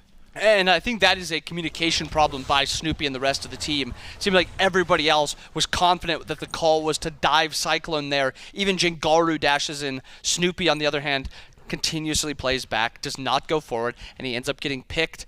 Does last a really long time, ends up able to trade out Cyno and Cyclone just for him, but you need Snoopy alive to be able to threaten the Fire Giant. Snoopy goes down. Fire Giant is no longer a possibility, so almost a reset now. All teams are going to be able to get back alive, but relic situations on both sides not looking too great, so I expect a slow minute, maybe 2 minutes for everyone to get their relics back. Yeah, Cyno, no relics available, safety tools down as well for Jangaru, no beads, and both relics off the table for Snoopy as well. Have to consider where you want to focus over the next couple of minutes here, but the gold lead, essentially even. The experience lead doesn't really matter at this point. Everybody is even, and I think you get a quick Pyromancer pull. They'll have a second Runic Bomb in pocket for the Gilded Gladiators, but for all intents and purposes, this is an even game at this point, right? I mean, what is the turning point to try and find an advantage in one of these fights? And I think it comes down to what we've already seen a couple times. A dash taunt by Athena. Aror, no beads, will not have beads the rest of this game, no possibility. Maybe he opts for a Magi's, but until then, dash taunt is a free play onto Aror. I want to see the Ferryman group up around Aror to make sure he cannot get punished by a free dash taunt by Jake. Yemoja, walls come up and trap awesome Jake, but the ultimate from him trades things out instantly. Baskin in the air, they're not done with this engagement, and Cyno, he has a backdoor. They have Kyrmi. no idea that he's into the jungle here, and he can find the blink taunt Huge for onto the damage though. Where's the follow-up? Everything's turned around onto Cyno. The space is made, but the follow-up is a little bit late. Jangaru finds the jungler, and Baskin, he's left alone as well, but he makes the space, and it's a 1-for-1 trade. Jungle for jungle, both on the gray screen, and Gilded Gladiators feels like they've got a little bit more health. And the Amaterasu upside of having that movement speed allows them to chase out a little bit, and now they opt the opportunity to pull this fire. Relics on Snoopy coming back up, Alma pulling this Fire Giant. Glad's getting ready to do this, Ferryman getting ready to defend. This is dangerous. Baskin has to teleport, but he just got canceled out. He's going to be late to this fight. If they want to steal, it's got to be... And they do! Styx Ferrymen! They take away the Fire Giant! Baskin finds Jangaru! Paul finds Snoopy! Every member of the Gladiators on the run. Kana, he's trapped between members of the Ferrymen. He'll be taken down as well. A full-on deicide for the Ferrymen and a Fire Giant steal to boot. They find themselves back in control. And that is why you see a lot of ADCs opt for some crit chance to be able to do those Fire Giants faster. No crit chance, and only the Amaterasu means they can do it, but they cannot do it quick enough. 4 dead for the Gilded Gladiators. Ferryman pushing down mid on just Kyrmi to defend. 20 seconds on the next health bar there for the Gilded Gladiators. They've got to kill this Phoenix quickly if they want to consider the end. Looks like they will. Just make the discipline play, back off, head towards this Gold Fury. Although, Paul, I don't know if he wants to smoke here, man. Yeah, he teleports out. Kyrmi was maybe looking for a cheeky one. But Gold Fury available. Tower's still on the map, so that Titan would have been pretty tanky. I think it's the right play to try and back off. I think when you're sitting at a 27-minute mark, if you go for that end and you do not end, you lose Fire Giant on everyone. The enemy team is able to push up down mid, so your lead of having fire, having this middle Phoenix, is gone in an instant. I think playing it safe in this scenario is a good play by the Ferrymen. They can back up, get to their full builds. As you can see, recipes are still everywhere on the Ferryman side. So that gold lead still does matter, even if it is only 5k. The recipes are not big spikes like an item would be. And Cxnnahh caught out a little bit. Should be able to get the stun, get out. But a little bit of messing around over in the solo lane. I mean, what goes right for them? Surely outside of the Fire Giant steal, obviously. That's maybe a coin toss. The Ferrymen get a little bit lucky, just like I think the Glad stole fire in game number 1, True. right? So similarly balanced on a coin flip there. But on the fight back, I mean, the Gilded Gladiators, should they just not have pulled the Fire Giant? They just can't take those type of risks? I think they were just sitting a little too low while pulling that Fire Giant. If Snoopy, Jangaru, Jake, Cxnnahh are sitting at half health instead of just Cxnnahh at half health, I think we're talking about a different story. Snoopy unable to sustain up as much as he would like. Jangaru not able to sustain up at all, so they're all sitting off pretty low. Ferryman able to walk up pretty free, and the benefit of Set is you don't have to walk over that fire pit to get in to actually dive. He just dashes in, secures the Fire Giant with Skewer, and then is also able to get a few damage off. And then Relic situation also matters a little bit. Relics were not great for the Gladiators. You know, Jangaru did not have all of his relics there. So it's a little bit tough. I think they're better off playing it a little safer, but I like that they have the same page, same call, where they go for that Fire Giant and they commit for it. Well, now the Phoenix preparation comes. It's a defense for the Gilded Gladiators. We switch up the fight. Cyno blinks in onto Cxnnahh. Will force the beads early on in this fight. All the while, a little bit of pushing on the right-hand side Aror as well. Aror taken down low. Lower than he maybe expected. Has to find his way out of there. And neither Phoenix has been taken down low at this point. A lot of ultimates expended. And Baskin in the air. He may look for an engaged Snoopy, but he dashes out. They're still looking for the right member to engage on. And a benefit of on her in these defenses is the obelisk covers nearly the entire opening of Phoenix, so you have to walk over that 40% slow for the entire range of the obelisk. And when you look at this Ferryman comp, that slow is going to be very, very scary, especially when you only have one true ranged character, and that ranged character is technically not even a true ranged character. She has to use an ability to actually hit the Phoenix. So this sieging is not easy at all for the Ferrymen. I do not mind that they're playing it slow. They're backing up. They're not trying to fully commit for this. They're getting ready for this Fire Giant, which is where their team wants to fight and where they fight better. Right. I mean, they get one Phoenix off of it, but that Phoenix was not, everybody was already dead. They had won a jungle fight, right? They didn't even have to do a proper siege for that. And this time around, this next Fire Giant spawns, this middle Phoenix will be spawned back up as well. So the Gilded Gladiators, they only have to deal with these fire minions for another couple of minutes here, or another couple of seconds rather, maybe one more wave of these before the next fire spawns. Now though, this is an enhanced Fire Giant. We've crossed the 30-minute threshold, and I almost think it was just a coin flip gone wrong from the Gilded Gladiators. Maybe it's one fumble, it's one mistake, and so if I'm then, I'm not sure, like I still feel okay. I'll pause. Again. Is it really going to be again? Is Cyno just going to walk in, wait for the wave? I mean, I suppose if it works, it works. I don't know if he has nowhere near as much damage as the Chernobog does, but it still should be fast enough, and he has the bomb too, which makes it even easier. But now he's going to be getting collapsed on. What is the response by the Gladiators? Are they going to let him go? Are they going to do something? Are they going to look to fight? See what they do. Yeah, they don't have the universal escape that Chernobog did, but still a good play from Cyno. Try and find the macro. Will use the ultimate as well. Awesome Jake has a well-timed dash, though, so you lose that tool in fighting towards the Fire Giant. Luckily, this is still only the mid-bird, so you're still going to be able to push up these waves. And, you know, I go back to my question. Do the Gladiators still continue to try and force a jungle fight win over this next Fire Giant?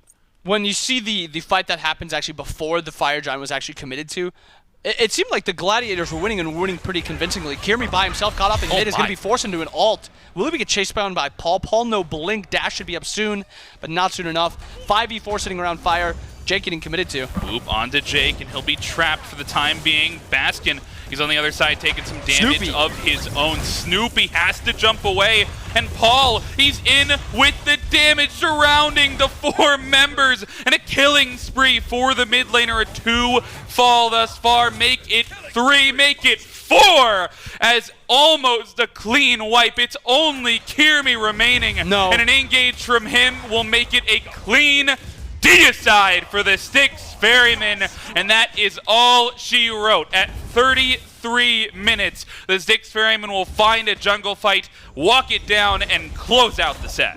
Maybe not the cleanest mid and late game from the Ferrymen, but after that early game, kind of what you'd expect them to be able to kill this Titan, as they do.